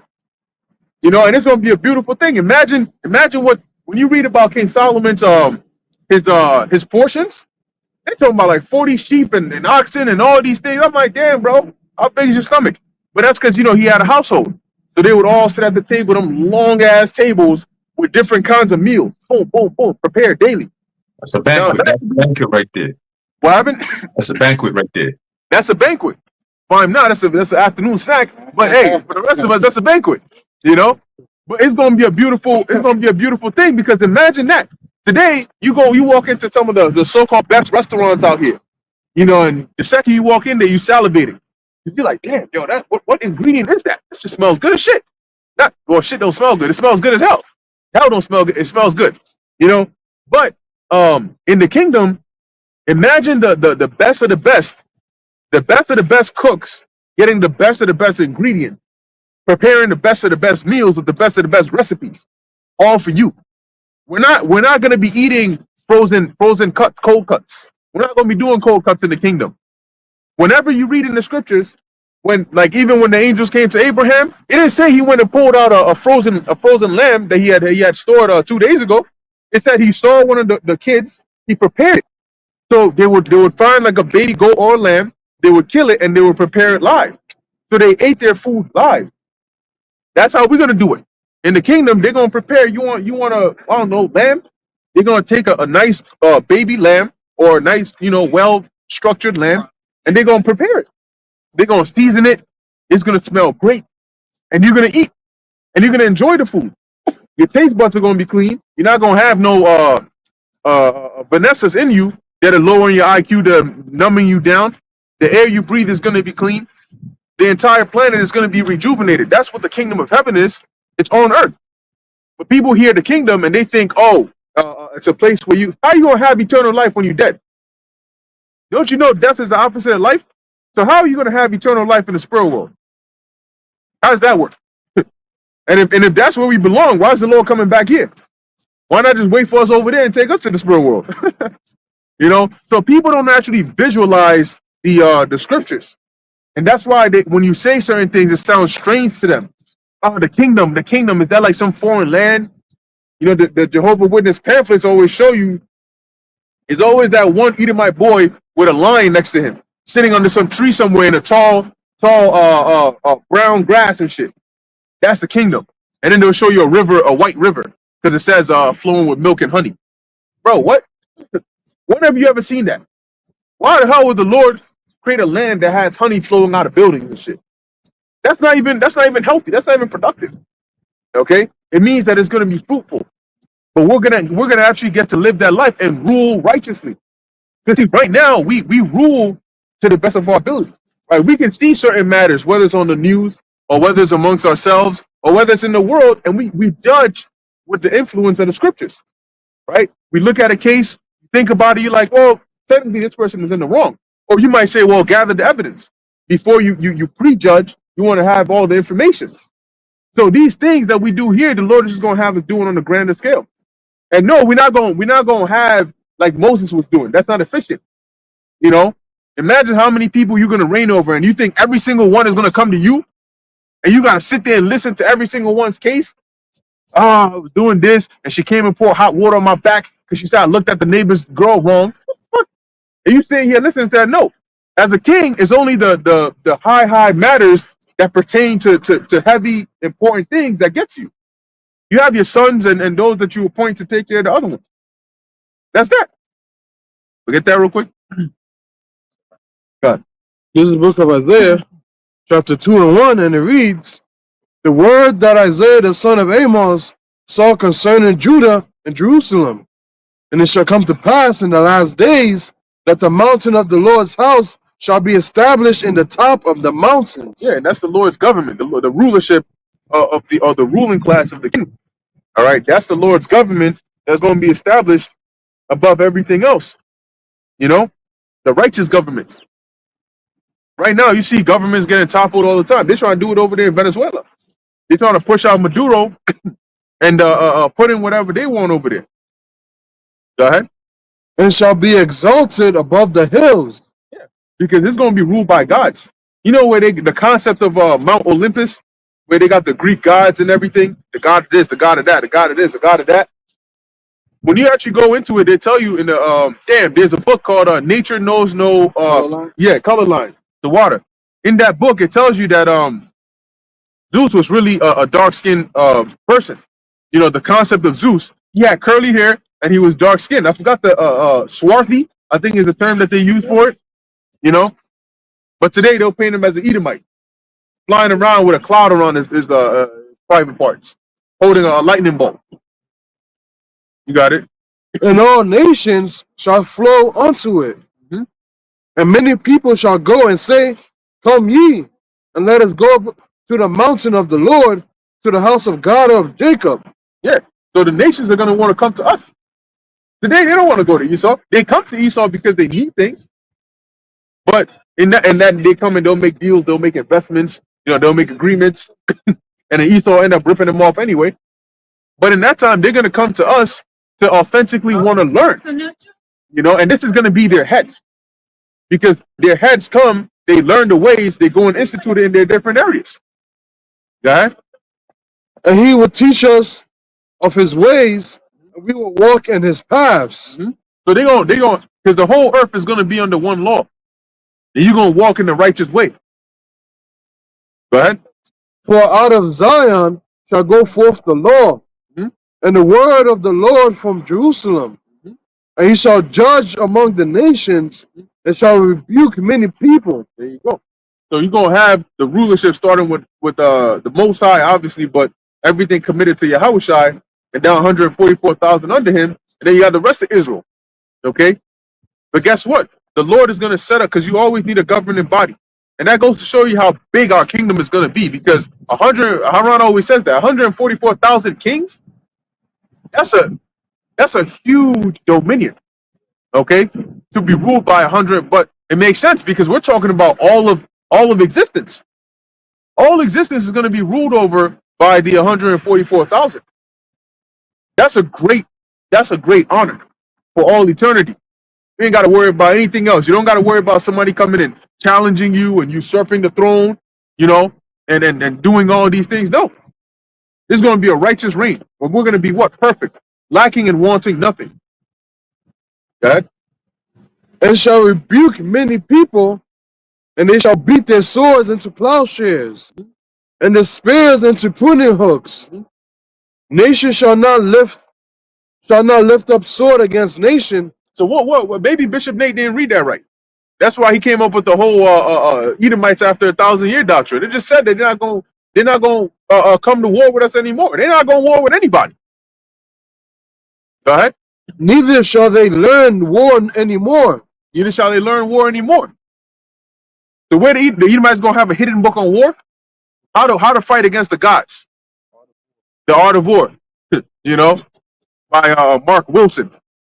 And they're going to be thinking how they're going to come up, you know, because here it is. They don't have their technology. We got everything. But some way, somehow, they're just going to know and have the courage to try and take us down. How to slay a god. Yeah, how to slay a god. How to train your dragon. Edomite edition. You know? That shit is not going to work. Nothing is going to work for them or with them. That was it on that? Oh, Jacob. Yeah, you good. You got your good stuff, bro. Isaiah 60 and 10. And the sons of strangers shall build up thy walls, and their kings shall minister unto thee. And who are the strangers? The heathen. Right? The sons of strangers, they're going to build up our walls. So where's the favor that gets showed over there? Now, you might say, I'll make you a taskmaster over them, you know, but other than that, you know, you're still working for me. There ain't gonna be no house. You know, he's gonna be chilling in the house, and then you do this over there. No, if anything, the only little bit of so-called favor they'll get is the fine ass women that they're gonna bring us. They're gonna be the concubines, you know. But you better pray you do not come on this earth as a big back Edomite, because you gonna be in the darkest depths. You know what I'm saying? Of the inner groves. You know, swinging the axe. You come out looking like what's that chick's name? Damn. Oh shit, the chick from Game of Thrones, the big blonde chick. I don't know. You know her name. Oh, yeah. Don't be shy. You talking about your shorty Brianna up top? Yeah, Brianna Top. Yeah. That's her. Yeah, that demon. Manly. Yo, big ass. I'm like, damn, bro. You come out like that, we putting you to work. You lifting boulders, okay? Because guess what? You got the strength for it. You know? Unless somebody wants her. You got it. Hey, you gotta have fun with it. Exactly. For in my wrath I smote thee, but in my favor have I had mercy on thee. That's interesting, because that's interesting because the mercy is that these are going to be serving us. So where's the mercy for them? You know, the mercy is that they're going to be able to even serve us. Mm-hmm. The fact that we're not just going, because really we don't need you, heathen. We don't need you. The Lord's going to give us spiritual power. This is going to be part of the story and part of the movie. And us having subjects, that's part of rulership. That's a beautiful part of it. Right. You know, it'll be more fun like that, having servants and things like that. We don't need you, heathen. You know, so just be glad that you even allowed to be a servant. Right. You know, be glad that you're going to be allowed to even exist at the same time as us in our rulership. That's what you should be grateful about. And that's how it is. You know, I've mentioned it before. When Esau be beating these nations down, they hate him for it. Right. When we beat them, they're going to love us for it. Right. That's the difference. They serve him, but it's through force, through unwillingly they do it. Mm-hmm. And even then, he's hated for it. Look at all the dirt that's being thrown on Amalek right now, right? Because of how he operates, and they do a lot of shiesty, genocidal, maniacal things. So then they're more hated for it. But when we do it, we're gonna be jacking these heathen up, and they're gonna love us. Thank you, sir. May I have another? You know, They're beating gonna, this. they gonna turn the left cheek and the right cheek. Yeah, exactly. Well, you forgot this side, sir. You Yes, know, my lord. you forgot. Hey, you beat my head in, but my legs are still good. You might want to hit that angle too. That's how they're gonna be in the kingdom, man. So who are these? This scripture right here destroys Christianity, man. Right. Who are these heathen? Who are these strangers that's gonna be building up our walls then? Somebody has to build it. Right. So what, they're gonna be saved, but they're also gonna be building the walls? And then once they're done, they're gonna join us on the inside? No, that ain't how it's gonna work. Crazy work. Hey, but you know what? Another thing to keep in mind is when you look at when the Queen of Sheba came to see Solomon, it said that when she saw his servants alone, she almost passed out. Because you can't look. If you got a servant, they're not gonna be in your house looking like smelling bad, looking like a disgust. No. If they're gonna serve you, when you look at these rich people, the butlers that they got, they be smelling good, they look good, they're presentable because they're gonna be in the presence of these people. Proper. Yeah, Fresh Prince. Oof. I was saying they're prim and proper. They prim and proper.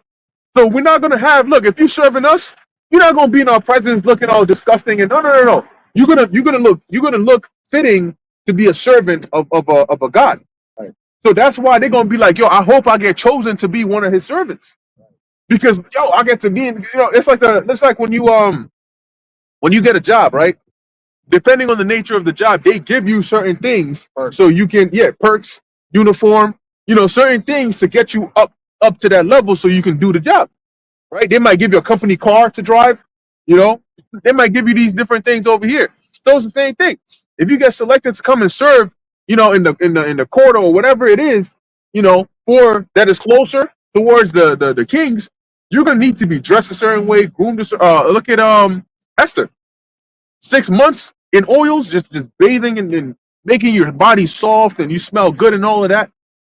So you're gonna need, like, if you're a heathen woman that an Israelite king says, "Oh, that's beautiful, I want to take as a concubine," she's gonna go immediately from whatever poverty level she's in to a high estate, because now you have to be clean, you have to be fed, you have to be taken care of, because you're gonna be in the presence of the king. So they are gonna rave to want to be chosen, to want to be to serve the gods. Well, you actually got to see him. Yeah, his chariot flew above my head. Wait, tell us about it. How was it? What do you look like? And so on and so forth.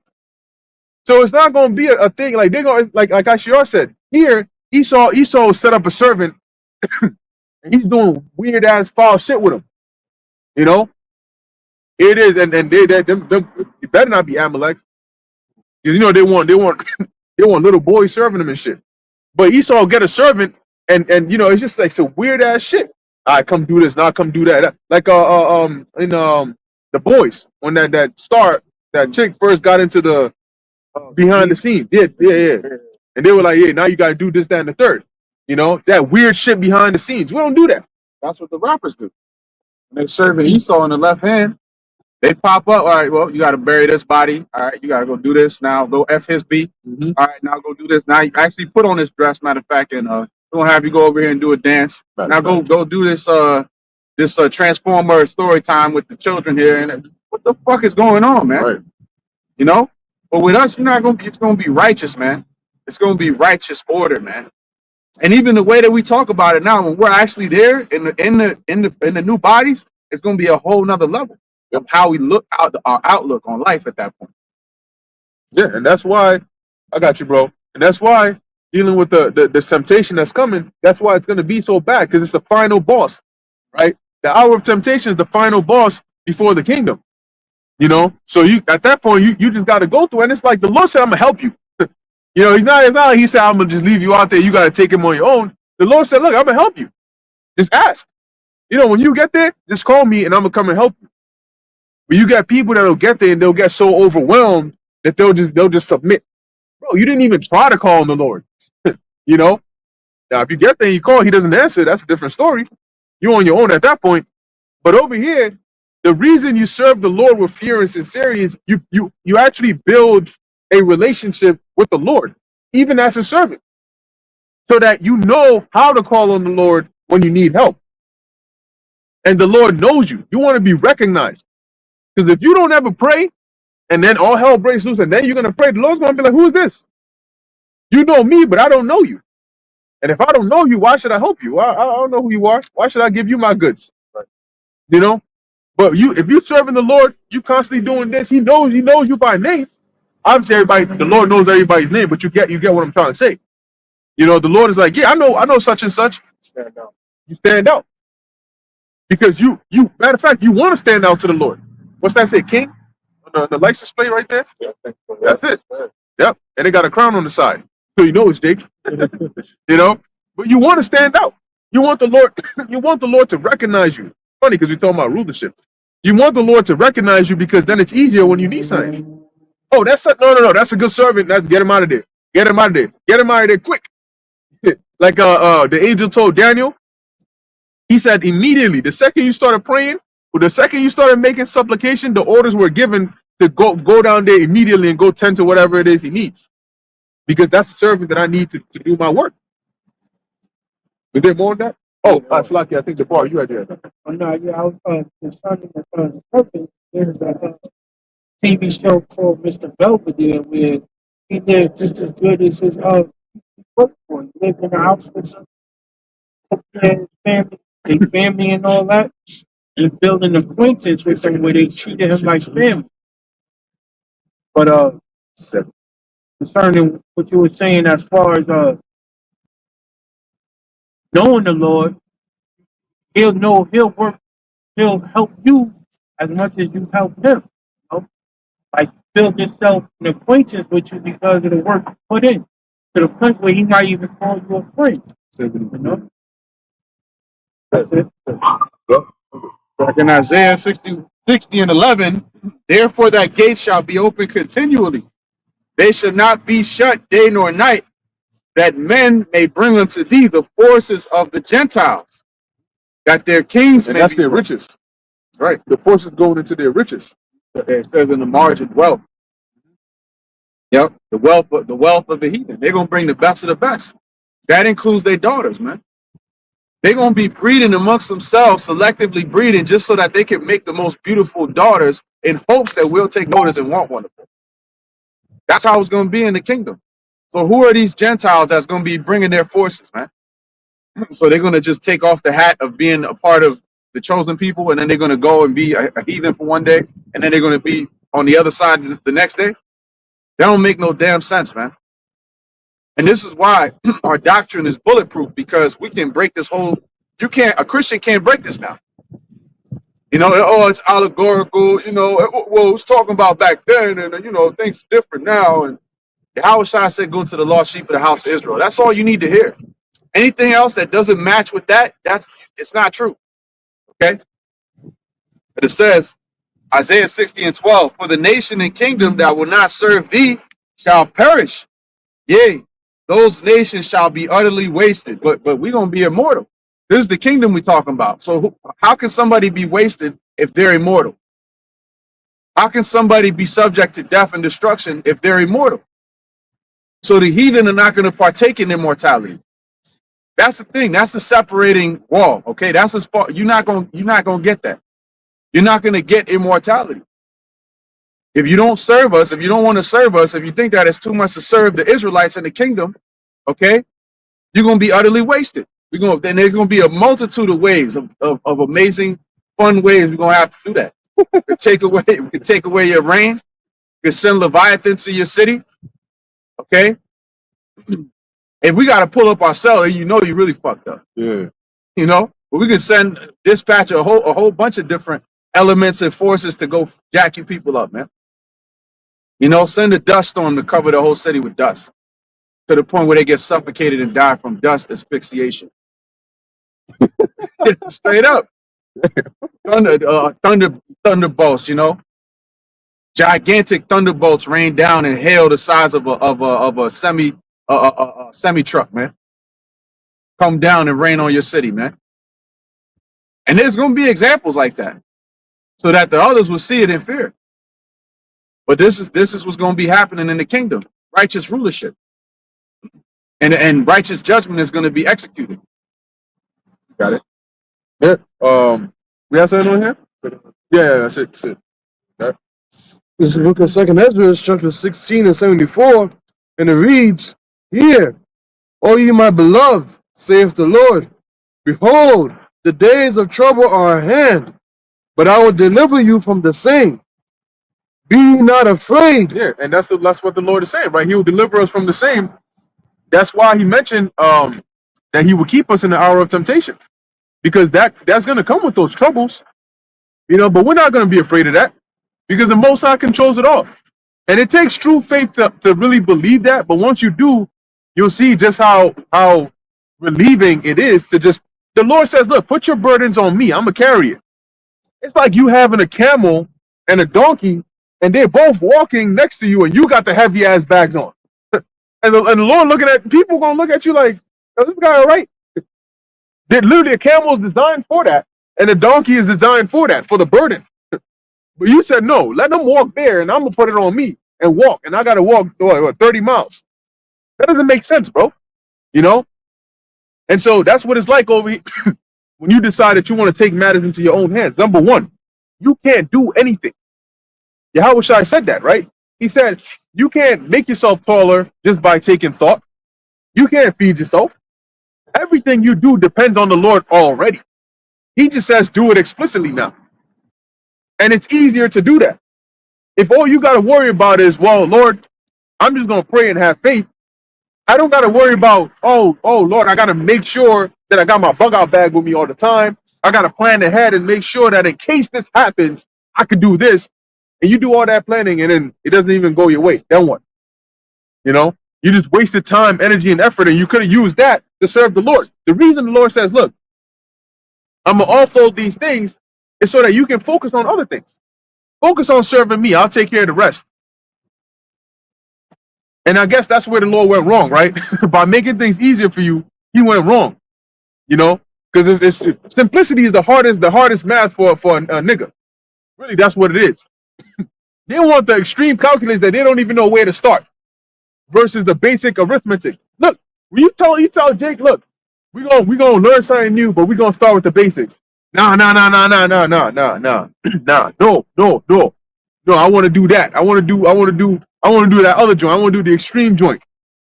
The chef already cook it. That's what they want. They said, no, I don't want to do the basics. But bro, you can't get to the advanced without the basics. No, I don't want the basics. I want the advanced. Then they go and try and get hurt. And now they come, oh, nah, this shit hard. I ain't never doing this again. That's Jake. So the Lord said, look, I'll make it real simple for you. Really, over the years, the Lord has made it simpler and simpler and simpler. In this generation, it's the easiest to serve the Lord. Your faith is tried the most. If you look at the dynamic and what the Lord did, in the ancient world, it was much easier to have faith because you could see the physical acts of the Lord in real time. But the actual practical means of it was much harder. Imagine the Lord setting you 2 cities up. Go and talk to this king. Go over here and go and do this. Go to these people and here it is. They're doing this to you. They're threatening you. But in this time, the Lord flipped it to where, bro, you're literally sitting in the comfort of your own home and you just got to turn on the camera and just speak. And look at how simple it is to do what the Lord requires of you. But the faith is what's tested because now the Lord isn't doing miracles like he did in the past, right before your eyes. Now everybody around you is trying to convince you that your faith is really just a delusion, okay? And that the delusions that they're in are the real faith. So come and do that. See how the Lord did it? So now he's trying your faith more so than ever. See, now there ain't no need for that. Done. Yeah, I'm like, bro, ain't nobody behind you. Doing that just to disrupt us.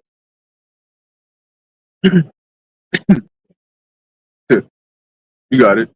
This is the book of 1 Peter 5 and 7, and it reads, casting all your care upon him, for he careth for you. So the Lord doesn't mind. We just got to cast all our burdens upon him, and he'll take care of it. Yeah, and that's the way to go. That's really the way of life. Cast your cares upon the Lord. So as we come into the time of this great temptation, you just got to keep doing what the Lord has told you to do. Sometimes that's really the hard part for Jake. It's not knowing what to do or starting it, it's continuing to do the right thing. You know, like they'll say motivation will get you started, but it's discipline that keeps Can you I going. take a photograph of you? Out of us, but you can get the sign. Yeah, yeah. Okay. Yeah, you can get the sign. Yeah, that's all good. You know?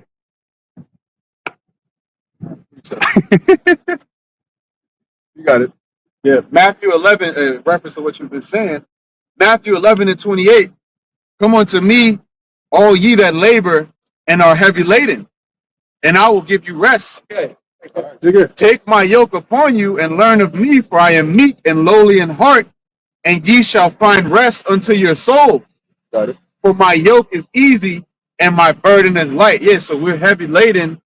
You know, when we come into the truth, you're heavy laden with all of these worldly things and, you know, worldly traditions and things and the sense of stress from being in the world. But when you come to the Lord takes that burden off of you. And then he said, here, put this yoke, which is the knowledge of wisdom and understanding, and that's an easy yoke. Like the brother said, it's easier than ever to serve the Lord, man. You could go to AI right now and come up with a whole lesson plan. Word. You can easily do it. I do it all the time. Shit, I'll be straight up. Sometimes the Lord will put an idea in my mind. I'll be okay. Let me get some precepts. You know, this, and that, and it'll give you a whole list and a breakdown of scriptures, man. Explanation and this and that. This is the easiest time in history to be a servant of Yahweh Ba'Shem Yahweh Shai, and to put up videos, because we can easily get the access to information is at an all-time high, man. But the burden of Yahweh Shai is light. That's why you see us with lighthearted. You know, we don't look stressed out. Sometimes we are, you know, but overall we good. The Lord is taking care of us, man. Because the burden of serving Yahweh Ba'Shem Yahweh Shai is light. See, it looks like a judgment's happening right over here right now. Yep. But you're right. You're right. And that's what happens when sometimes, you know, you'll be stressed out. I've experienced this before. Sometimes you'll be stressed out and you're just like, you're thinking, because naturally in Babylon, you're designed to figure it out, right? You like in carnal means. So you're thinking like, yo, how am I going to do this? How am I going to get this done? And then all of a sudden you remember, yo, I can just pray. You know, why haven't I prayed yet? And when you remember that, you're like, man, this whole time I'm sitting here stressed out and I forgot that all I got to do is just pray. Because eventually you hit a wall and you just keep walking and your head is going into the wall and you're just doing the same thing. And then you remember, wait, literally the Most High got a bulldozer. He could just break this joint for me. Why am I still running up into this wall? Let me just pray. And when you pray, you feel relieved because you're like, all right, it's no longer like I'm wasting time trying to find a solution that I can't find. Now I know that I don't got to worry about where the solution is going to come from. I just know that one is on its way. And I can focus on other things. Now, the only thing you got to do now is just maintain that faith. Because what will happen is it'll come to your mind. Whatever it is that's bothering you, it'll come again and again and again. And each time it comes, you have to remind yourself through faith that, you know what, the Lord already got it. The Lord already got it. The Lord already got it. Don't worry about it. Because sometimes, you know, there's severity levels of whatever it is you're worried about. But you got to keep that's the faith. You got to keep reminding yourself, don't worry. Don't worry, the Lord got it. Don't worry, the Lord got it. And then boom. And the Lord, you know, the Lord, he likes to do that. When he's testing your faith, he likes to do that last minute joint. Yeah. You know, to see like how far you willing to go. Like on some Abraham. You know, the Lord had to call him twice. Because Abraham wasn't playing. He was real close. You know? Isaac felt the sharp bit, and we might have a little cut right there. He said, hey, hold on. Abraham, hold on. Slow down, bro. It was a test, man. Calm your eyes down. You know? He's like, hey, Lord, you asked for it, I'm going to do it. And that's why the Lord loved Abraham so much, because the Lord knew Abraham's heart and still tested him anyway, and he did it. The scripture doesn't mention that Abraham, he tried to bargain with the Lord. He's thinking, Lord, I didn't have a son. I'm an old man. You told me you were going to give me a son. I had Ishmael. You said, no, it's going to be from Sarah. She's way past the age of even having pleasure. She's way past menopause. How's she going to have a child? You said she's going to have it anyway. I believed it. You finally gave me a child. And then after all that I went through, you told me my seed is going to be innumerable and so on. Now you telling me to sacrifice a child? I don't get it. But he said, you know what? If this is what the Lord said, I'm going to do it. No, damn sure he didn't tell Sarah shit. Because she ain't gonna understand. And that's how women have been from the beginning. Sarah already showed her true colors. You could see that from the first few chapters. You know? Oh, going on to my handmaid. Okay, he goes, oh, see, now it's your fault. Now she treating me with disrespect. The fuck? Told me to go and lay with her, now what? So, you know, you already know her. She probably had the spirit of a Judite, you know, a Judite woman in power. So you already know when he said, you got the go ahead, that's your handmaid, that was Hagar's death sentence. Because she probably went from that tent right into the kitchen area, bam, right in the back of the head. Yeah, say something to me now, bitch. Pull her by the hair, pull her right back. Say something to me now, bitch. You think I care that you got a baby in your stomach? You lucky that baby's mine. You know what I'm saying? Don't ever talk to me like that again. Bitch, now clean that shit up. And Hagar's like, oh, shit. But you know what I mean? It was her fault too.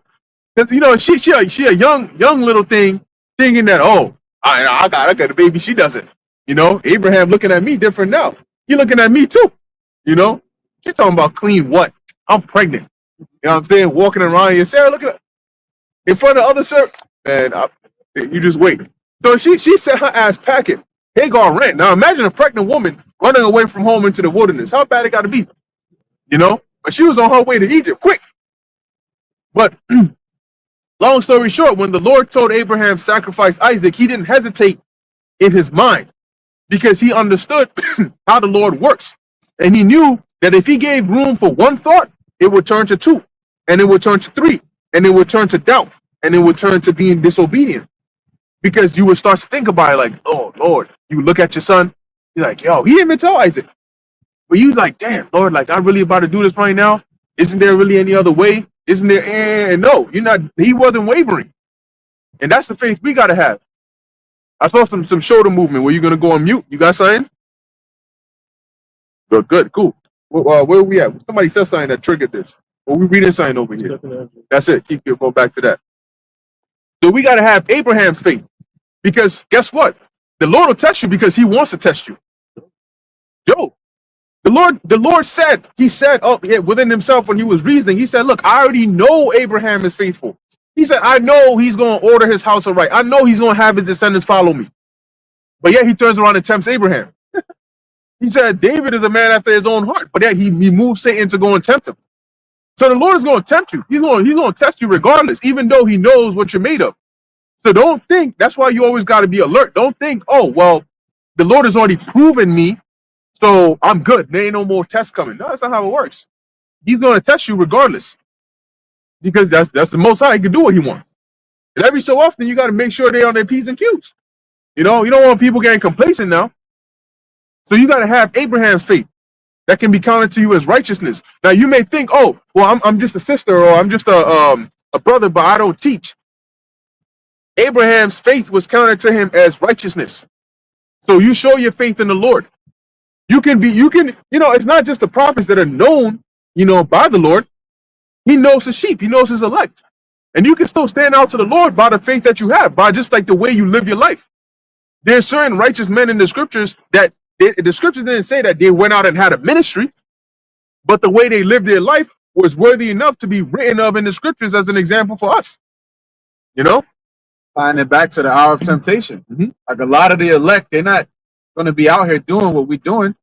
But when that time comes, the Lord is going to be pleased with the faith that they're displaying by taking heed to his word. So not everybody has the same lot, but a lot of them, when that hour of temptation comes, the Lord is going to be pleased with the fact that they're turning their back on the world.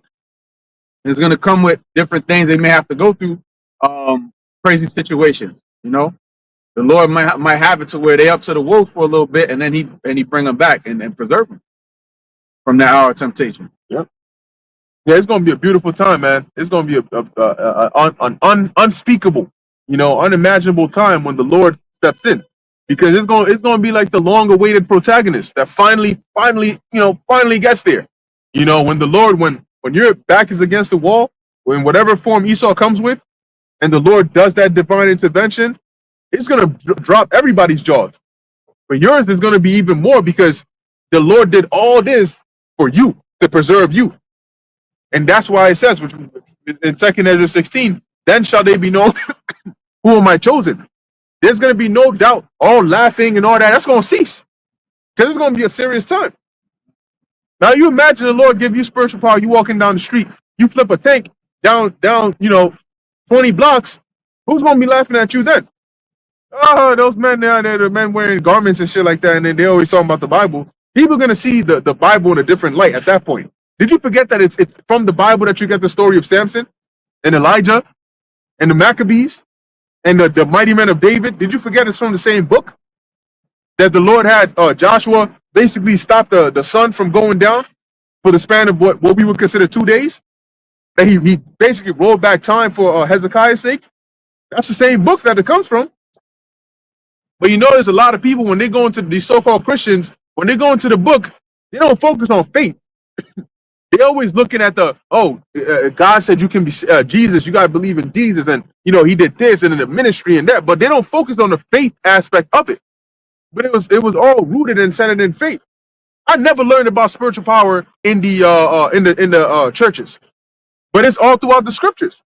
In the New Testament, they call it miracles. In the Old Testament, they were doing it on a more intense level, like with the Elisha and Elijah. But they don't ever bring that out. The John 3:16, for God so loved the world. Wait, why did God love the world? They don't ever explain any of those things, man. And that's why a lot of them are going to get caught up in this hour of temptation. I was telling Aharon, I saw a post. I saw a post where you had this this pastor, and the headline, I had to do a double take. Basically, the pastor said he's telling this congregation that he's coming out and he's beginning his transition, from an Ayash to an Ayasha. And he wants their support in their prayer. Like that, right? Yeah. He wants their support in their prayers, and so he want to see how that's gonna go. I said, oh, that's where we at? Shit. Got people in the comments saying, well, don't judge, and okay. That's crazy. So what did God do to Sodom and Gomorrah? Did he not judge them? Did he not say, I'm coming to see if it's according to the report? So I could do what? So I could have a council with them? Did they want to have a council with the angels? Did they want to have a council with Lot? One thing that always got me was, why is it that whenever the men would offer their daughters, dudes would be like, nah, we want the men. What type of demonic spirit got to be on them Benjamites? He said, look, I'm gonna bring out my daughter. She hasn't even been touched before. First off, you shouldn't even do that, right? But if you're gonna do that, at least take my daughters. They said, no, we want the man. Bring him out so we can know him. We don't bring him out, we're gonna take you too. Yeah, we're gonna take you too. And you thinking about it like, you first off, you got a fine ass daughter. You tell me you're gonna bring me I might say, hey, why don't we discuss it then? Let's talk about marriage. But you out here talking about, nah, we want the men. That's why the Most High is like, yeah, look. That's why they almost exterminated Benjamin. They almost committed genocide against Benjamin. Had to have them go chase the women of Shiloh and grab up their wives. Which really, that story is the same. I believe that's where they get the story of how Rome became populated from. Because it's a very similar concept. They said, they set up this event, something of Mercury, to get the neighboring nations to come about. And when they were there, I think it was Romulus would give the go-ahead, and then they would all jump out and grab the women, and then run away with them, and they would be their wives and shit. And I'm like, bro, you did a second. The original source is in the book of Judges. We know where that's from.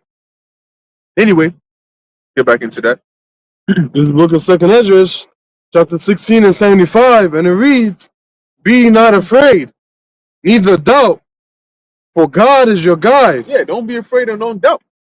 The fact that you breathe in air is enough to tell you to have faith, because everything around you proves the Most High exists. The only thing you should fear when you pray to the Lord is if he says no. It's not about, well, can the Lord hear me or not, or will the Lord hear me or not? It's, will he say yes or no? That's really the only thing you got to fear. Like, if you go to ask somebody for something, right? You go to ask your boss for a raise, you a child, or you go to ask your parent for something, you're not worried that they can't actually hear the words you're saying. That's not what your worry is. You're saying, man, I hope my mom really gets me this new PlayStation. I hope my boss understands and gives me that raise. So you're worried about whether they give you a answer that is suitable for you or not. So when it comes to the Most High, it's the same thing. When you pray to the Lord, it's not about, oh, Lord, I hope he hears me or no. The Lord hears everything. Okay, he hears every single thing, the good and the bad. And you see how merciful the Lord is, because the amount of sometimes demons will just jump into your head and put a wicked thought in there. The Lord sees all that, but obviously he knows, he knows where your heart is. But as it says, don't be afraid and don't doubt. It's those that have that unwavering faith that is going to provoke miracles. I remember the elder Yashimamba said that, faith provokes miracles. The the three holy children, they provoked a miracle through their faith in the Lord. They left the Lord no choice but to bring that divine intervention, because else they would have died. But how would it have looked on the Lord after you throw his name out there? And that's the same thing in this time. Prophecy says that we're gonna get the victory. Matter of fact, prophecy says we already got the victory. We just got to play it out. Go ahead. Some more on that. And the God of them who keep my That's it. Keep going. verse 76. And the God of them who keep my commandments and precepts, saith the Lord. Yeah, and we're doing that to the best of our ability. Our priority is what the Lord told us to do.